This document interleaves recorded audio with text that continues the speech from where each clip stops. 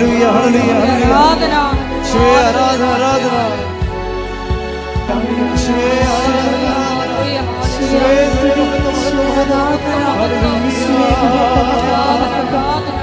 ആരാധന യേശുവേ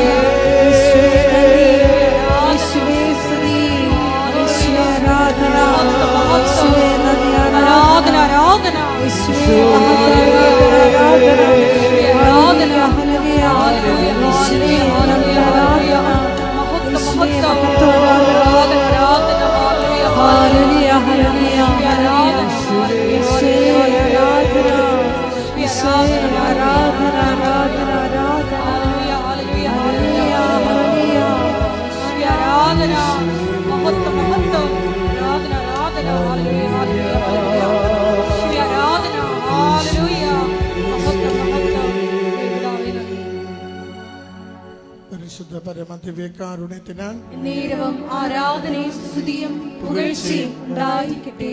പരിശുദ്ധ പരമദിവ്യകാരുണ്യത്തിനാൽ നേരവും ആരാധനയും സ്തുതിയും പുകഴ്ചയും ഉണ്ടായിരിക്കട്ടെ. പരിശുദ്ധ പരമദിവ്യകാരുണ്യത്തിനാൽ നേരവും ആരാധനയും സ്തുതിയും പുകഴ്ചയും ഉണ്ടായിരിക്കട്ടെ. അമ്മേ പരിശുദ്ധ അമ്മേ, ദൈവമാതാവേ, കൃപാസനത്തിലൂടെ ഞങ്ങൾക്കും ഞങ്ങളുടെ ദേശത്തിനും അമ്മ മാധ്യസ്ഥം തേടുന്ന എല്ലാ അനുഗ്രഹങ്ങൾക്കും കൃപകൾക്കും ഞങ്ങളിപ്പോൾ ഹൃദയം നിറഞ്ഞ നന്ദി പറയുന്നു. നമുക്ക് സ്തുതിച്ച് പ്രാർത്ഥിക്കാം. ഹല്ലേലൂയ യേശുവേ സ്തുതി ആരാധന മഹത്വം. കുടുംബങ്ങൾക്ക് നൽകിയ സംരക്ഷണത്തിന്, ലോകത്തിന്റെ സൗഖ്യത്തിന്, സമാധാനത്തിന് നന്ദി കർത്താവേ. എല്ലാ നന്മകൾക്കും അങ്ങേക്ക് നന്ദി കർത്താവേ. സ്തുതി ആരാധന മഹത്വം. പരിശുദ്ധ പരമദിവ്യകാരുണ്യത്തിന് ആരാധനയും സ്തുതിയും പുകഴ്ചയും ഉണ്ടായിരിക്കട്ടെ. പരിശുദ്ധ പരമദിവ്യകാരുണ്യത്തിന് ആരാധനയും സ്തുതിയും പുകഴ്ചയും ഉണ്ടായിരിക്കട്ടെ. അമ്മേ പരിശുദ്ധ അമ്മേ, ദൈവമാതാവേ, 2004 ഡിസംബർ 7-ാം തീയതി ഉച്ചകഴിഞ്ഞ് 2:30 കൃപാസനത്തിൽ സംഭവിച്ച അമ്മയുടെ പ്രത്യക്ഷപ്പെടലിനെ കുറിച്ച് തിരുസഭയ്ക്ക് സമർപ്പിച്ചിരിക്കുന്ന പഠനരേഖകളുടെ വസ്തുനിഷ്ഠവും ദൈവശാസ്ത്ര പ്രകാരമുള്ളതുമായ അന്വേഷണ പഠനങ്ങൾ നടത്തി ആ പ്രത്യക്ഷപ്പെടലിലൂടെ പ്രകടമായ ദൈവമാതാവിന്റെ പ്രത്യേക കരുതലും സംരക്ഷണവും വെളിപ്പെടുത്തുന്ന പീഡിതരുടെ ആശ്വാസവും പ്രവാചകന്മാരുടെ രാജ്ഞിയും വാഗ്ദാനത്തിന്റെ പേടകവും പ്രപഞ്ച പ്രകൃതിയുടെ മാതാവുമായ പരിശുദ്ധ അമ്മയുടെ ഭക്തി തിരുസഭയിൽ കൂടുതൽ പ്രചരിച്ച് ജീവിതത്തിന്റെ ദുരന്ത അവസ്ഥകളിൽ അകപ്പെട്ട് കഴിയുന്ന അനേകായിരം മക്കൾക്ക് ദൈവത്തിന്റെ സാന്നിധ്യവും സന്ധിപ്പും കൂടുതൽ അനുഭവിക്കുക വഴി ആത്മീയ വിശുദ്ധിയും ദൈവശക്തിയും കൈവരിക്കുവാൻ ഞങ്ങളുടെ കുടുംബങ്ങളെ ഇടയാക്കണമേ. ഒരുമിച്ച് സ്തുതിച്ച് പ്രാർത്ഥിക്കാം. ഹല്ലേലൂയ യേശുവേ സ്തുതി ആരാധന മഹത്വം കർത്താവേ. ഈശോയെ അവിടുത്തെ സന്നിധിയിലേക്ക് സമർപ്പിക്കുന്ന ഓരോ പ്രാർത്ഥനകളെയും കനിവാർന്ന് സ്വീകരിക്കണമേ കർത്താവേ. കുടുംബങ്ങൾക്ക് സമാധാനം നൽകണമേ, രോഗങ്ങൾക്ക് സൗഖ്യം നൽകണമേ, ജീവിത പ്രശ്നങ്ങൾക്ക് പരിഹാരം നൽകണമേ, പരീക്ഷകൾക്ക് വിജയം നൽകണമേ, വിദേശത്ത് പോകുവാൻ തടസ്സം മാറ്റി കൊടുക്കണമേ, സന്താന സൗഭാഗ്യം നൽകണമേ, വിവാഹം ഒരുക്കി നൽകണമേ. എല്ലാ ക്ലേശങ്ങളും മാറ്റി അവിടുത്തെ നാമത്തെ സ്തുതിച്ച് ജീവിക്കുവാൻ സഹായിക്കണമേ. ഹല്ലേലൂയ യേശുവേ ആരാധന ആരാധന ആരാധന ആരാധന മഹത്വം കർത്താവേ. സ്തുതി കർത്താവേ. ആരാധന ആരാധന കർത്താവേ. പരിശുദ്ധ പരമദിവ്യകാരുണ്യത്തിന് ആരാധനയും സ്തുതിയും പുകഴ്ചയും ഉണ്ടായിരിക്കട്ടെ. പരിശുദ്ധ പരമദിവ്യകാരുണ്യത്തിന് ആരാധനയും സ്തുതിയും പുകഴ്ചയും ഉണ്ടായിരിക്കട്ടെ. പരിശുദ്ധ പരമദിവ്യകാരുണ്യത്തിന് ആരാധനയും സ്തുതിയും പുകഴ്ചയും ഉണ്ടായിരിക്കട്ടെ. അമ്മേ പരിശുദ്ധ അമ്മേ, പരിശുദ്ധ അമ്മേ, ഭൂസ്വർലോകങ്ങളുടെ രാജ്ഞിയായ അങ്ങയ്ക്ക് ഭൗമ സംരക്ഷണത്തിനായി പ്രപഞ്ച പ്രകൃതിയെ തിരുസഭ പ്രതിഷ്ഠിക്കുവാൻ ഈ പ്രത്യക്ഷീകരണം വഴി ഇടയാക്കണമേ. പരിശുദ്ധ അമ്മേ, ജപമാല മാതാവേ, സകല കൃപാസനം പ്രാർത്ഥനകളോടും ചേർത്ത് ഞങ്ങളിപ്പോൾ പ്രാർത്ഥിക്കുന്ന ഈ സമൂഹത്തിന്റെ പ്രത്യേക നിയോഗവും നമ്മുടെ എല്ലാ അപേക്ഷകളും ആവശ്യങ്ങളും കൃപാസന മാതാവിന്റെ സംരക്ഷണയിൽ ദിവ്യകാരുണ്യനാഥന് സമർപ്പിക്കാം. ജോസഫ് അലി വീട്ടിലച്ഛന്റെ നിയോഗങ്ങൾക്ക് വേണ്ടിയും നമുക്ക് പ്രത്യേകം പ്രാർത്ഥിക്കാം.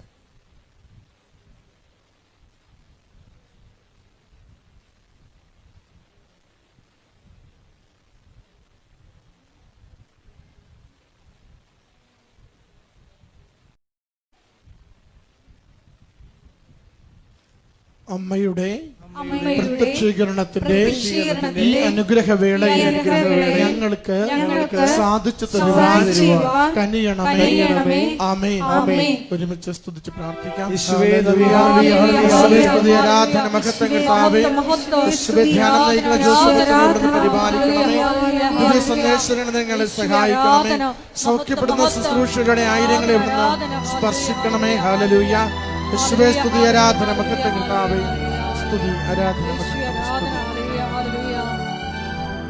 നമുക്കെല്ലാവർക്കും എഴുന്നേറ്റ് നിന്നുകൊണ്ട് ഗായസ്മുത്തോട് ചേർന്ന് ദൈവത്തെ മഹത്വപ്പെടുത്തി ദൈവസ്നേഹത്തോടെ കരങ്ങളടിച്ച് പാടി പ്രാർത്ഥിക്കാം. ഹല്ലേലൂയ, ഹല്ലേലൂയ, ഹല്ലേലൂയ. മഹത്വം, മഹത്വം. വിവിധങ്ങളായ ജീവിത ദുരിതങ്ങളിലൂടെ കടന്നു പോകുന്ന മക്കളെ ഈ അൾത്താരയിൽ പ്രത്യേകമായിട്ട് സമർപ്പിച്ച് പ്രാർത്ഥിക്കുന്നു. കൃപാസനത്തിൽ പ്രത്യക്ഷയായ ദൈവമാതാവിന്റെ മധ്യസ്ഥതയാൽ സമയ ചുരുക്കം പ്രാപിച്ച് എത്രയും വേഗം അവരുടെ ജീവിത വിഷയങ്ങളുടെ മേൽ പരിഹാരം ഉണ്ടാകണമേ എന്ന് പ്രാർത്ഥിക്കുന്നു. മക്കളെ സാക്ഷ്യങ്ങളായി ഉയർത്തണമേ എന്ന് പ്രാർത്ഥിക്കുന്നു. Hallelujah, hallelujah. മഹത്വം, മഹത്വം. ആരാധന, ആരാധന. ഹല്ലേലൂയ, ഹല്ലേലൂയ. യേശുവേ നന്ദി, യേശുവേ ആരാധന. Hallelujah, hallelujah. പരിശുദ്ധ പരമദിവ്യകാരുണ്യത്തിന് ആരാധനയും സ്തുതിയും പുകഴ്ചയും ഉണ്ടായിരിക്കട്ടെ. പരിശുദ്ധ പരമദിവ്യകാരുണ്യത്തിന് ആരാധനയും സ്തുതിയും പുകഴ്ചയും ഉണ്ടായിരിക്കട്ടെ. ഉടമ്പടിയെ നമ്മൾ അടുത്ത് അറിയുന്നത്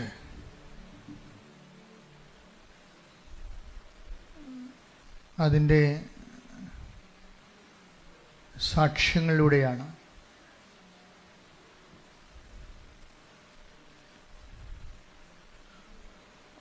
ഉടമ്പടിയിലുള്ള ദൈവഭാഗമെന്ന് പറയുന്നത് സാക്ഷ്യങ്ങളാണ്. എന്താണ് ദൈവഭാഗമെന്ന് പറയണത്? ഉടമ്പടിയിൽ രണ്ട് ഭാഗങ്ങളുണ്ട്. ഒന്ന് മനുഷ്യഭാഗമുണ്ട്, പിന്നെ ഒന്ന് ദൈവഭാഗമുണ്ട്. മനുഷ്യഭാഗമെന്ന് പറയുന്നത് നമ്മൾ വെക്കുന്ന നിയോഗങ്ങളാണ്. ദൈവഭാഗമെന്ന് പറയുന്നത് ആ നിയോഗത്തിൻ്റെ മേൽ ദൈവം എടുക്കുന്ന നടപടികളാണ്. ആ ദൈവഭാഗമാകുന്നത് നമ്മളത് സുവിശേഷത്തിൻ്റെ പ്രചാരണത്തിന് വേണ്ടി നമ്മളത് പൊതുജന സമക്ഷം ഏറ്റുപറയണം. ഏറ്റുപറയുമ്പോഴുണ്ടാകുന്നത് ഒന്ന്, നമ്മളത് ഓൺ ചെയ്യുന്നു എന്നുള്ളതാണ്. ഏറ്റുപറയുമ്പോൾ സംഭവിക്കുന്നത് നമ്മളതിൻ്റെ മുഴുവൻ ക്രെഡിറ്റ് ആൻഡ് ക്ലെയിം ദൈവതിരുസന്നിധിയിൽ ദൈവത്തിൽ നിന്നാണെന്ന് നമ്മൾ അക്സെപ്റ്റ് ചെയ്യുന്നു. അങ്ങനെ നമ്മൾ അംഗീകരിക്കുന്നതിൻ്റെ ഭാഗമായി ദൈവത്തെ അംഗീകരിക്കുക. ദൈവവിശ്വാസിയുടെ മുമ്പിലുണ്ടാകുന്ന ഏറ്റവും വലിയ ആദ്യമായുള്ള ദൈവശുശ്രൂഷ എന്ന് പറയുന്നത് ദൈവത്തെ അംഗീകരിക്കുകയാണ്. അപ്പം നമ്മൾ ഓർക്കും, ദൈവത്തെ നമ്മൾ അംഗീകരിച്ചാലും ഇല്ലെങ്കിലും ദൈവം നിലനിൽക്കും. പക്ഷേ മറ്റുള്ളവരെ നിലനിൽക്കണമെങ്കിൽ നമ്മൾ അംഗീകരിക്കണം. നമുക്ക് കിട്ടിയ അനുഭവങ്ങൾ അതുകൊണ്ടാണ് ദൈവത്തെ അംഗീകരിക്കേണ്ടത്. ചില ആൾക്കാർക്ക് പോരായ്മയാകും അത്. കുറച്ച്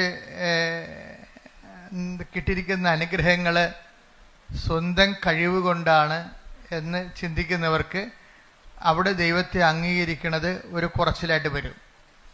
ബൈബിൾ എപ്പോഴും കൈകാര്യം ചെയ്യുന്നൊരു വിഷയമാണ് ദൈവത്തെ അംഗീകരിക്കുന്നത് കൊണ്ടുള്ള പോരായ്മകൾ.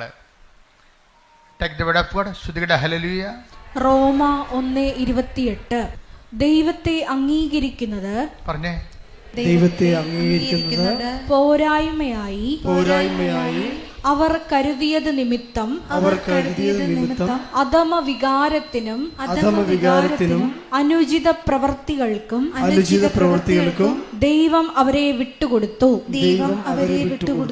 അപ്പൊ രണ്ട് കാര്യങ്ങളാണ്. ദൈവത്തെ നമ്മൾ അംഗീകരിച്ചില്ലെങ്കിൽ അത് നമ്മൾ വരുന്നൊരു അപകടം എന്ന് പറയണത്, നമ്മൾ ദൈവത്തെ അംഗീകരിക്കുന്നില്ല എന്നുള്ളത് പലപ്പോഴും നമ്മൾ അറിയുന്നില്ല എന്നുള്ളതാണ്.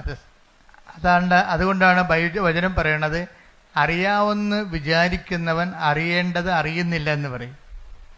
നമ്മൾ ദൈവത്തെ അംഗീകരിക്കുന്നില്ല എന്നുള്ള കാര്യം നമ്മൾ അറിയുന്നില്ല എന്നുള്ളതാണ് ഇതിൻ്റെ ഒരു ദുരന്തം. Take the word of God. അറിയേണ്ടവൻ അറിയുന്നുവെന്ന് വിചാരിക്കുന്നവൻ. 1 കൊരിന്തോസ് 8:2 അറിവുണ്ടെന്ന് ഭാവിക്കുന്നവൻ പറഞ്ഞേ, അറിവുണ്ടെന്ന് ഭാവിക്കുന്നവൻ അറിയേണ്ടത് അറിയുന്നില്ല.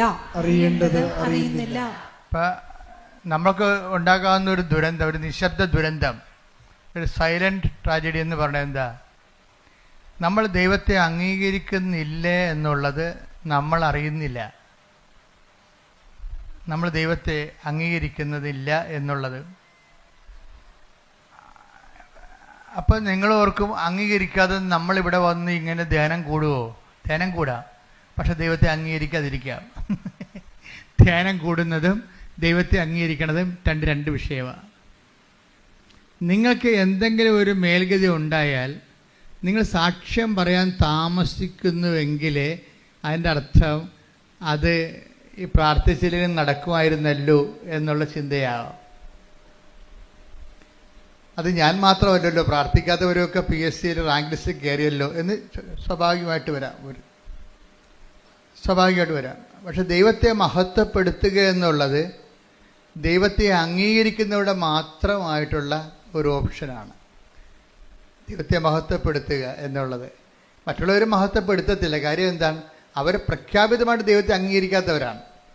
തങ്ങളുടെ കഴിവും ബുദ്ധിയും കൊണ്ടാണ് കാര്യങ്ങളെല്ലാം നടക്കുന്നതെന്ന്. ഇതാണ് ഒരു മനുഷ്യൻ്റെ ഏറ്റവും വലിയ പ്രലോഭനം ഏതാണെന്ന് എന്നോട് ചോദിച്ചാൽ ഞാൻ പറയും, ഒരു മനുഷ്യൻ്റെ നമ്മുടെ കഴിവും ബുദ്ധിയും കൊണ്ടാണ് നമ്മുടെ കാര്യങ്ങളെല്ലാം നടക്കുന്നത്. അതിനകത്ത് ദൈവത്തിന് പ്രത്യേകിച്ച് റോളൊന്നുമില്ല എന്ന് നമ്മൾ നിശബ്ദമായിട്ടെങ്കിലും അവബോധ മനസ്സിൽ ഒരു നിലപാടെടുത്തിട്ടുണ്ട്.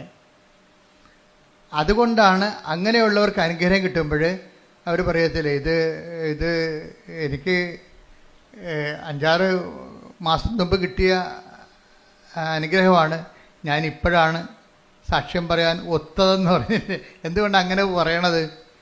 അത്രയും ടൈം എടുക്കണേ എന്താണ്? സാധാരണ ദൈവ പൈതലിനെ സംബന്ധിച്ചിടത്തോളം അവർക്ക് ദൈവത്തിൻ്റെ ഭാഗത്തു നിന്നുള്ള ഇടപെടലാണെങ്കിൽ പരിശുദ്ധാത്മാവ് പെട്ടെന്ന് അവർക്ക് മനസ്സിലാകും. പരിശുദ്ധാത്മാവ് സ്ലോ ഡൗൺ ചെയ്യുന്നത് കൊണ്ടാണ് സാക്ഷ്യം പറയാൻ 6 മാസം എടുക്കുന്നത്. സാക്ഷ്യം പറയാൻ 6 മാസം എടുക്കുന്നത് കൊണ്ട് വരുന്ന ഒരു പ്രശ്നം വെച്ച് കഴിഞ്ഞാൽ പരിശുദ്ധാത്മാവ് വളരെ മന്ദഗതിയിലാണ് ഈ വ്യക്തിയിൽ ഇപ്പോഴും പ്രവർത്തിക്കുന്നത്. ഇനി നിങ്ങൾ സാക്ഷ്യം പറഞ്ഞില്ലെങ്കിലും ദൈവത്തിന് വലിയ കുഴപ്പമൊന്നുമില്ല. അത് എപ്പോഴും ഓർത്തേക്കണം. എന്താ കാര്യം വെച്ച് കഴിഞ്ഞാൽ സാക്ഷ്യം പറയാൻ താമസിക്കുന്നവർ സാക്ഷ്യം പറഞ്ഞില്ലെങ്കിലും ദൈവത്തിന് വലിയ കുഴപ്പമൊന്നുമില്ല. അതിൻ്റെ കാരണം, സാക്ഷ്യം പറയാൻ താമസിക്കുന്നതിൻ്റെ കാരണം അത് നമ്മളുടെ ക്ലെയിമിലും ക്രെഡിറ്റിലുമാണോ സംഭവിച്ചത്, അത് ദൈവം ഇടപെട്ടതാണോ എന്ന് നമുക്ക് സംശയമാണ്. ഈ സംശയമാണ് നമ്മളെ ഇങ്ങനെ 6 മാസം തള്ളി നീക്കിയത്. ഇങ്ങനെ പരിശുദ്ധാത്മാവ് ഉണ്ടായിരുന്നെങ്കിൽ നമ്മളോട് പെട്ടെന്ന് നമുക്ക് ക്ലാരിഫിക്കേഷൻ. പരിശുദ്ധാത്മാവിൻ്റെ പ്രത്യേകത വെച്ച് കഴിഞ്ഞാൽ പെട്ടെന്ന് ക്ലാരിഫൈഡ് ആവും.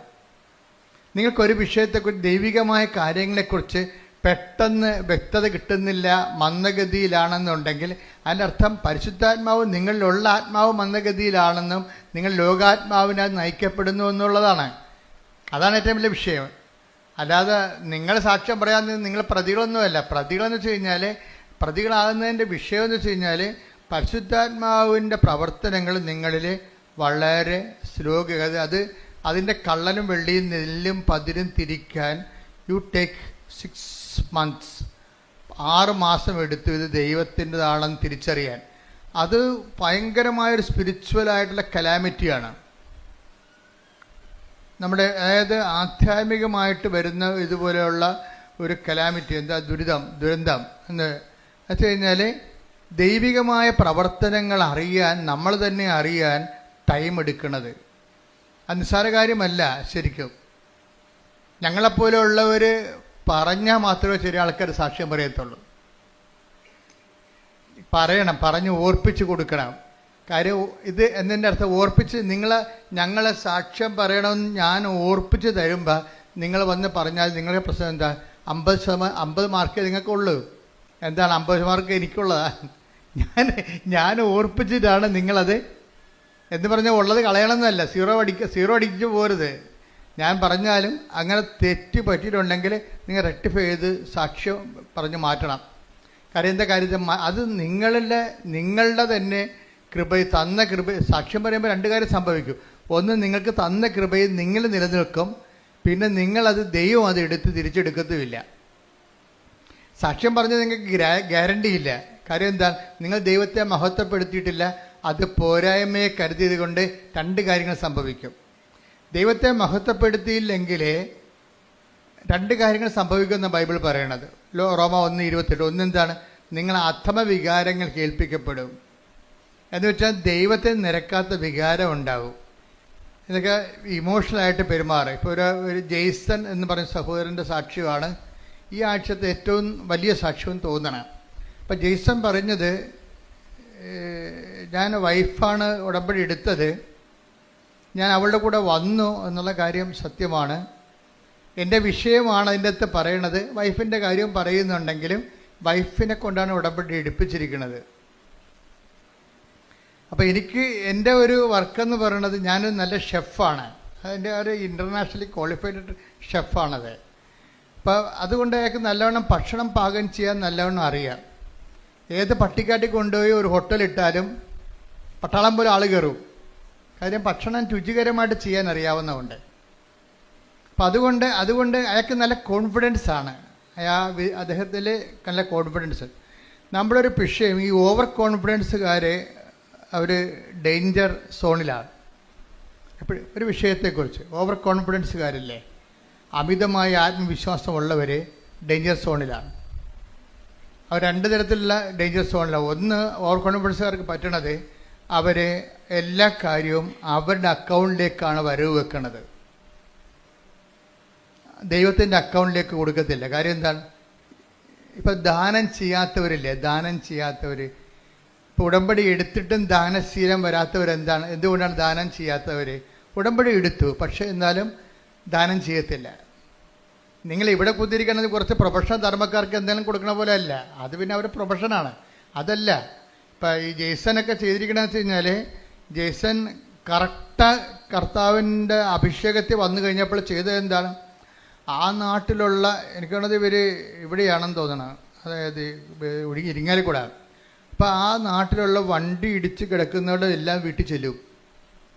ആരും പറഞ്ഞിട്ടില്ല. അപ്പോൾ അവർ വണ്ടി ഇടിച്ച് കിടക്കുന്നവർ, സ്കൂട്ടർ ഇടിച്ച് കിടക്കുന്നവരും ബൈക്ക് ഇടിച്ച് കിടക്കുന്നവരും കൈ ഒടിഞ്ഞവരും പ്ലാസ്റ്റർ കിടക്കുന്നവരൊക്കെ വീട്ടിൽ ചെല്ലും. വീട്ടിൽ ചെന്നിട്ട് അവരുടെ വിശേഷം ആദ്യമായിട്ടും കാണുകയായിരിക്കും. ജെയ്സൺ എന്ന് പറഞ്ഞ ആൾ ഇവരെ ആദ്യമായിട്ടും കാണുകയാണ്. അപ്പോൾ അവർ തന്നെ ചോദിക്കും, എങ്ങനെയാണ് ചേട്ടനെ എന്നെ അറിയത്തില്ലല്ലോ, ഞാനിങ്ങനെ വണ്ടി അപകടത്തിൽ പെട്ടെന്ന് അറിയത്തില്ലല്ലോ. അപ്പോൾ അയാൾ പറയും, ഞാൻ ചോദിച്ചു വന്നു, ആൾക്കാരോട് ചോദിച്ചു. അപ്പോൾ അദ്ദേഹം പറയണ, എനിക്ക് കാരുണ്യ പ്രവൃത്തികൾ ചെയ്യണത് ഇപ്പോൾ ഒരു കൊതി പോലെയാണ്. ഒരു വ്യക്തിയുടെ ഒരു ഉടമ്പടി എങ്ങനെ ഒരു വ്യക്തിയെ മാറ്റണമെന്ന് നോക്കിയേ.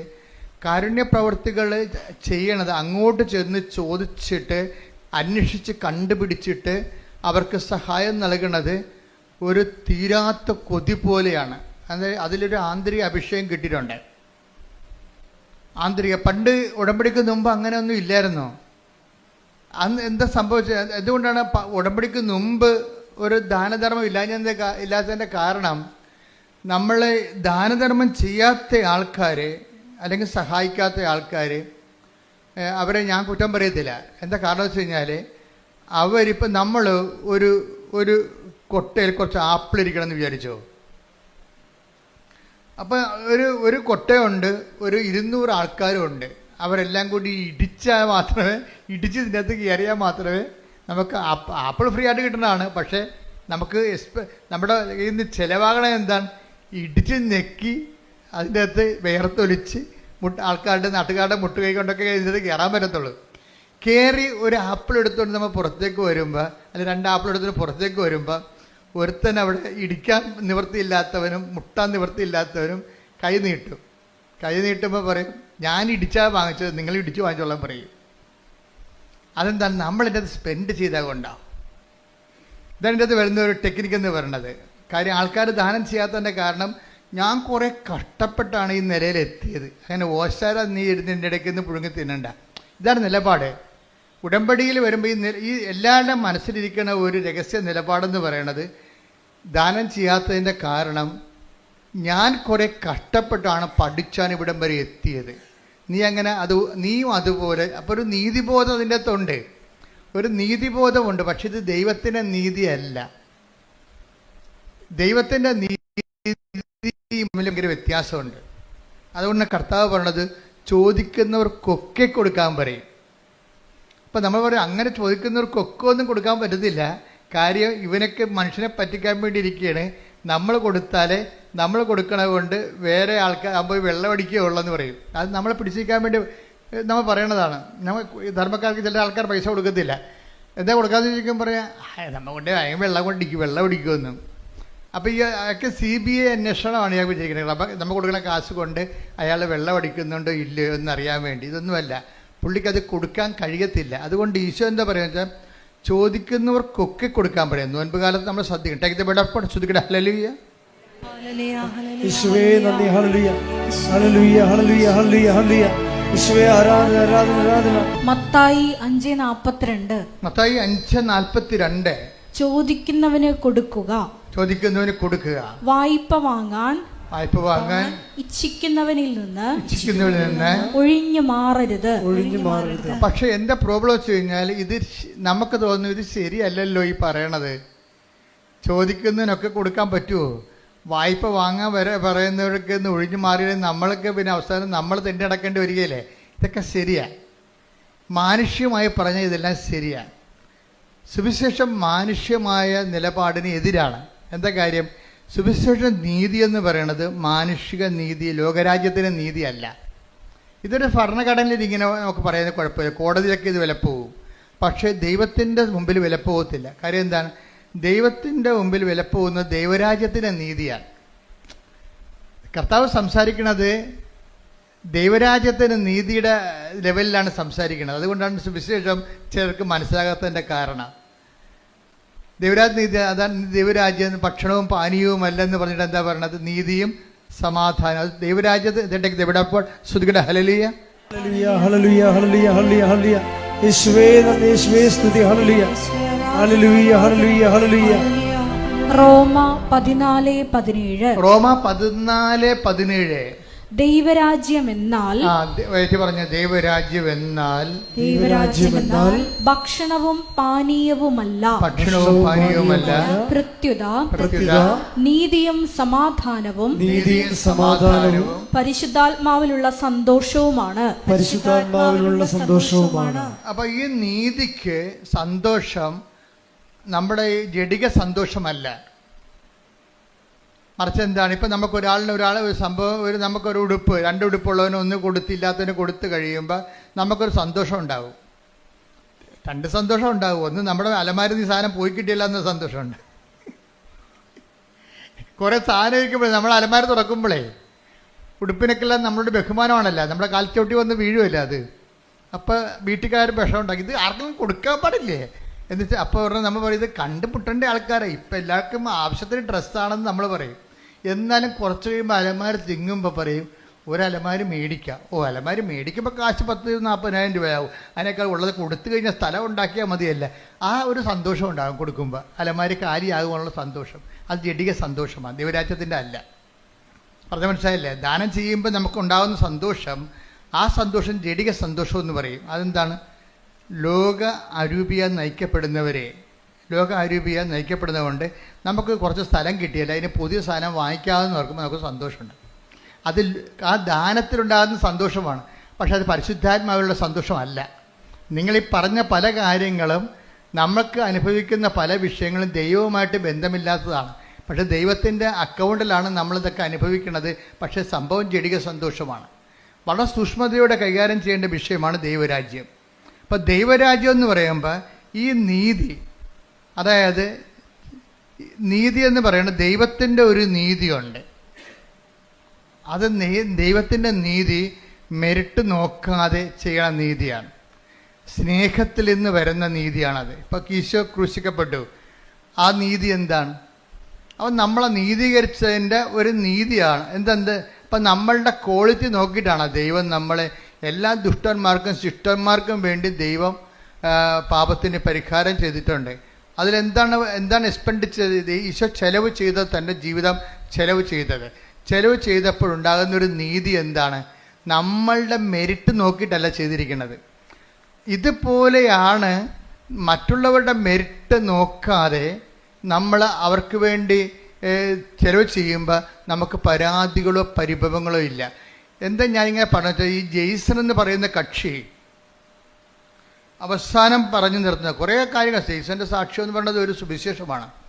വെച്ചാൽ അവസാനം ഇദ്ദേഹം പറയണത്, ഇപ്പോഴേ ഞാൻ വല്ലാത്ത ഒരു ആത്മസംതൃപ്തി ഞാൻ അനുഭവിക്കുന്നുണ്ട്, ഞാൻ ദൈവത്തിൽ ആനന്ദിക്കുന്നുണ്ട്, ഞാൻ പറയണതെല്ലാം ആത്മീയ കാര്യങ്ങളാണ്, പക്ഷെ നിങ്ങൾ അത് ലോകത്തിൻ്റെ രീതി മനസ്സിലാക്കുന്നത് കൊണ്ട് എൻ്റെ സന്തോഷം നിങ്ങൾക്ക് ട്രാൻസ്ഫർ ചെയ്യാൻ പറ്റത്തില്ലെന്ന്. എന്ത് രസമാണ് ആ സാക്ഷ്യങ്ങൾ. അതായത് ഞാൻ അനുഭവിക്കുന്നൊരു ആത്മീയ സന്തോഷമാണ്. ഇങ്ങനെ ആൾക്കാരെ കണ്ട് തിരക്കി പിടിച്ചൊക്കെ ഞാൻ ചെല്ലുമ്പോൾ എന്നിട്ട് ജയ്സൺ പറയും, ഇപ്പോഴേ എനിക്ക് തോന്നണത്, അദ്ദേഹത്തിൻ്റെ സ്വന്തം ഇൻട്രോസ്പെക്ഷൻസ് ഒത്തിരി ഉണ്ട് അതിൻ്റെ അകത്ത്. ഇപ്പോൾ തോന്നുന്നത് ഞാൻ എത്തേണ്ടിടത്ത് എത്തിയെന്ന് എനിക്ക് തോന്നണമെന്ന്. എന്തൊരു കണ്ടൻറ്റഡായിട്ടുള്ള, ഹീസ് സോ കണ്ടൻറ്റഡ്. അതായത് അത് ഒരു ഉടമ്പടി ജീവിതം ഒരു മനുഷ്യൻ നിന്ന്, എനിക്ക് തോന്നുന്നത് ആദ്യമായിട്ടാണ് ഉടമ്പടി ആയിട്ട് ഇങ്ങനെ ഒരു സംഭവം, ഒരു ഇൻട്രോസ്പെക്റ്റീവായിട്ടുള്ള ഒരു അസസ്മെൻറ്റ് വരണത്. അദ്ദേഹം പറയണത്, എനിക്ക് തോന്നണത് അദ്ദേഹത്തിൻ്റെ ജീവിത രീതി തന്നെ മാറി. ഇപ്പം ഞായറാഴ്ച പണ്ട് ആദ്യം വൈഫിനെ കൊണ്ട് ഉടമ്പടി എടുപ്പിച്ചുകൊണ്ടിരുന്നത്, വൈഫിനെ കൊണ്ട് ഉടമ്പടി എടുപ്പിച്ച് കഴിഞ്ഞാൽ പുള്ളിക്കാരൻ കൂടെ വന്നതേ ഉള്ളൂ. പക്ഷേ എന്നാ പറ്റിയെന്ന് വെച്ച് കഴിഞ്ഞാൽ വൈഫ് വളരെ കൃത്യമായിട്ട്, ഇവിടെ വിഷയമെന്ന് പറയുന്നത് 3 വിഷയങ്ങൾ ഉടമ്പടിയിലുള്ളത്. ഒന്ന്, അവർക്കൊരു സ്ഥാപനം തുടങ്ങണം. എന്ത്, ഇങ്ങനെ ഷെഫല്ലേ, അപ്പോൾ ഹോട്ടൽ പോലെ ഒരു സ്വന്തമായിട്ട് റെസ്റ്റോറൻറ്റ് തുടങ്ങണം, അതൊന്ന്. രണ്ടാമത്തെ, വൈഫ് നേഴ്സാണ്, അപ്പോൾ അവർക്ക് യൂറോപ്പിൽ എവിടെയെങ്കിലും ഒരു ജോലി കിട്ടണം. അതാണ് അവരുടെ രണ്ട് വിഷയങ്ങൾ. അതാണ് ഒരെണ്ണം ഞാൻ മറന്നുപോയി. 3 സബ്ജക്റ്റ് ഉണ്ട്, അതിൽ 2 ഇതാണ്. ഒന്ന്, വൈഫിൻ്റെ ഒരു ജോലി കിട്ടണം, പുള്ളിക്കൊരു സ്ഥാപനം തുടങ്ങണം. ഇതാണ് ഈ 2 വിഷയങ്ങൾ. അപ്പോൾ ഈ വിഷയത്തിൽ വൈഫിനെ കൊണ്ട് ഉടമ്പടി എടുപ്പിച്ചു. വൈഫാണെങ്കിൽ അത് വളരെ സുന്ദരമായ രീതിയിൽ കർക്കശമായിട്ടും കൃത്യമായിട്ടും ക്ലിപ്തമായിട്ടും ഈ വിഷയം ഉടമ്പടി അനുഷ്ഠിച്ച് ജീവിക്കുകയാണ്. കൂടെ വന്നതിൻ്റെ പേരിൽ എനിക്ക് വൈഫ് ചെയ്യുന്നുണ്ടല്ലോ എന്ന് വിചാരിച്ചുകൊണ്ട് പുള്ളിക്കാരൻ ഇങ്ങനെ എലൂഫായിട്ട് നിൽക്കുകയാണ്. അതിനോട് ഡയറക്റ്റ് ഇൻവോൾവ് അല്ല, ഡയറക്റ്റ് അതിൻ്റെ അകത്ത് ഇൻവോൾവ് അല്ല. പക്ഷേ അദ്ദേഹം എനിക്കൊണ്ട് കുറ്റാലത്ത് എവിടെയോ ആ ഒരു ടൂറിസ്റ്റ് സ്പോട്ടാണ്, അതുകൊണ്ട് ഭയങ്കര ചിലവായ ഒരു ഞായറാഴ്ച അല്ല ടൂറിസ്റ്റിനകത്തിന് ആൾ വരണത്. അതുകൊണ്ട് പുള്ളിക്കാരൻ കട അടക്കത്തില്ല. തന്നെയല്ല 5 പള്ളികൾ ഈ സ്ഥലത്തുണ്ട്, പല സ്ഥലത്തായിട്ട് 5 സമയത്ത് കുർബാന ഉണ്ട്. അപ്പോൾ പുള്ളിക്കാരൻ കുർബാനയ്ക്ക് പോകും എന്ന് വെച്ച് കഴിഞ്ഞാൽ അച്ഛൻ പുള്ളി പറയണത്, ഞാൻ അച്ഛൻ പള്ളി കുർബാനയ്ക്ക് കയറണം ഞാൻ ഇന്നുവരെ കണ്ടിട്ടില്ല, ഇറങ്ങണതും കണ്ടിട്ടില്ലെന്ന്. എന്ന് വെച്ച് കഴിഞ്ഞാൽ എനിക്ക് പറഞ്ഞത് ഈ വായനയാകുമ്പോൾ പുള്ളിക്കാരൻ കയറി വരും, അച്ഛൻ കുർബാന സ്വീകരണത്തെ സമയമാകുമ്പോൾ പുള്ളി ഇറങ്ങിപ്പോവും, പ്രസംഗം കഴിയുമ്പോൾ പോവും. അപ്പോൾ വെച്ചാൽ ദൈവത്തിന് എന്തോ ഞാനിവിടെ ഉണ്ട്, ഈ പരിസരത്ത് തന്നെ ഞാനുണ്ട് എന്ന് ദൈവത്തിന് ഒരു അറ്റൻഡൻസ് കൊടുക്കാൻ വേണ്ടി വന്നതാ. അങ്ങനെ ഒരു ദാരിദ്ര്യം പിടിച്ചൊരു ആധ്യാത്മിക ജീവിതമാണ്, അറ്റൻഡൻസ് കൊടുക്കാൻ വേണ്ടി വന്നതാണ്. ഞാൻ വിട്ടൊന്നും പോയിട്ടില്ല, ഞാനീ നാട്ടിൽ തന്നെ ഉണ്ട്. ദൈവത്തിനോട് പറയണതാണ്, ഞാൻ വിട്ടൊന്നും പോയിട്ടില്ല, ഞാനീ നാട്ടിൽ തന്നെ ഉണ്ട് എന്ന്. അതിൽ പകുതി ആകുമ്പോൾ കയറി വന്നിട്ട് കാൽഭാഗമാകുമ്പോൾ കയറി വരും, മുക്കാലാകുമ്പോൾ ആൾ തിരിച്ചു പോകും. അപ്പം അങ്ങനെ ഒരു ലൈഫാണ്. അപ്പം അങ്ങനെ ഒരു ലൈഫായപ്പോൾ എന്നാ പറ്റുക വെച്ച് കഴിഞ്ഞാൽ പെട്ടെന്ന് ഇവരുടെ ഉടമ്പടിക്ക് ആശ്രയം കാണാതെ പോയി. അത് പക്ഷേ വല്ലാത്ത ഒരു കാണാതെ പോക്കലായിപ്പോയി. കാര്യം ഉടമ്പടിക്ക് ആശ്രയം പണ്ട് ജെയ്സൻ്റെ വൈഫിനാണ് ഉടമ്പടി എടുത്തിരിക്കുന്നത്. അവരൊരു പൊന്നുപോലെ ഇങ്ങനെ താലി പോലെ ഇങ്ങനെ നെഞ്ചിലിട്ടുകൊണ്ട് നടന്ന സംഭവമാണ്. പക്ഷെ അത് കാണാതെ പോയി. അവർ എറണാകുളത്ത് ഒരു സ്ഥലത്ത് പോയിട്ട് വന്നപ്പോൾ വീട്ടിൽ വന്ന് പിന്നെ ഒരു കടയിൽ പോയി കാപ്പി കുടിച്ചിട്ട് വീട്ടിൽ വന്നപ്പോൾ ഇത് കാണാനില്ല. വൈകുന്നേരം വൈഫാണെങ്കിൽ പ്രാന്ത് പിടിച്ച പോലെ. കാര്യം ഉടമ്പടിക്ക് ആശ്രയം എന്ന് പറഞ്ഞാൽ നിങ്ങൾക്ക് അറിയാമല്ലോ, അതാണ് അതിൻ്റെ ഉടമ്പടിയുടെ ആധാരമാണത്. പ്രമാണം പോയാൽ തീർച്ചയായിട്ടും ഉടമ്പടി ഞങ്ങളെ സംബന്ധിച്ച് നേരത്തെ നിങ്ങൾ പറഞ്ഞിട്ടുണ്ട്, it is equal to missing the covenant. പിന്നെ നിങ്ങൾ എന്ത് തലകുത്തി മറിഞ്ഞെന്ന് പറഞ്ഞാലും കൃപാസനം അംഗീകരിക്കത്തില്ല. എന്താ കാര്യം? ഉടമ്പടി പോയെന്ന് പറയും. കാര്യം ഉടമ്പടി ഏറ്റവും പ്രധാനപ്പെട്ട സംഭവം ഉടമ്പടിക്ക് ആശ്രയമാണ്. ഇപ്പം എൻ്റെ മനസ്സിൽ ഈ പരിശുദ്ധ അമ്മ ആദ്യമേ തന്നത് ഈ ഉടമ്പടിക്ക് ആശ്രയം മിസ്സായി കഴിഞ്ഞാൽ പിന്നെ ഉണ്ടാകുന്നൊരു വിഷയമെന്ന് പറയണത് ആ ഉടമ്പടി തന്നെ. കാര്യം ഉടമ്പടിക്ക് ആശ്രയം സൂക്ഷിക്കാൻ പറ്റാത്ത ആളിന് ഉടമ്പടി പാലിക്കാൻ പറ്റത്തില്ലെന്നുള്ളതാണ് ഞങ്ങൾക്ക് കിട്ടിയിരിക്കുന്ന റീഡിങ്. അതെപ്പോഴും ഓർത്തേക്കണം.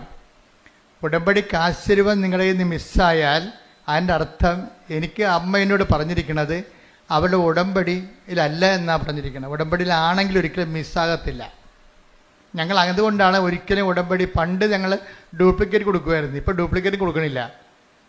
നിങ്ങൾക്ക് ഇഷ്ടമുണ്ടെങ്കിൽ പൊതുവെ എടുക്കുക, അല്ലെങ്കിൽ ചാപ്റ്റർ ക്ലോസ് ചെയ്യാൻ പറയും, വണ്ടി വിട്ട് പോയിക്കൊള്ളാൻ പറയും. 2 ഓപ്ഷനേ ഉള്ളൂ. ഒന്നെങ്കിൽ ഉടമ്പടി കാശ് നഷ്ടപ്പെട്ടു പോയാൽ നിങ്ങൾക്ക് ഉടമ്പടി ജീവിക്കണമെന്നുണ്ടെങ്കിൽ പുതിയ ഉടമ്പടി എടുക്കണം, അല്ലെങ്കിൽ ഉടമ്പടി എന്നേക്കാൾ ബ്രേക്ക് ചെയ്തിട്ട് ആലപ്പുഴ വിട്ടു പോകാൻ പറയും. പിന്നെ ഈ ജന്മത്ത് ആലപ്പുഴ വരുമെന്ന് പറയും. എന്താ കാര്യം വെച്ച് കഴിഞ്ഞാൽ ഇത് വളരെ സീരിയസ് ആണ്. കാര്യം ഉടമ്പടി ജീവൻ പണയം വെച്ച് ഉടമ്പടി ചെയ്യുന്ന ആൾക്കാരുണ്ട്. അത് ആത്മാർത്ഥമായിട്ട് നിങ്ങൾ ഉടമ്പടി ചെയ്യണമെങ്കിൽ ഉടമ്പടി കാശ് ഒരിക്കലും മിസ്സാകത്തില്ല. മിസ്സായാൽ മാതാവ് കാണിച്ചു തരും. അതാണ് രസം. ഭർത്താവ് നഷ്ടപ്പെട്ടെന്ന് പറഞ്ഞാലും കാണാനില്ലെന്ന് പറഞ്ഞാലും അച്ഛൻ ആ കേസ് പിടിക്കും. എന്താ കാര്യത്തിൽ എൻ്റെ മനസ്സിൽ പറഞ്ഞാൽ അമ്മയ്ക്കറിയാമല്ലോ, അമ്മയല്ലേ ഏറ്റവും വലിയ സാറ്റലൈറ്റ് ക്യാമറ.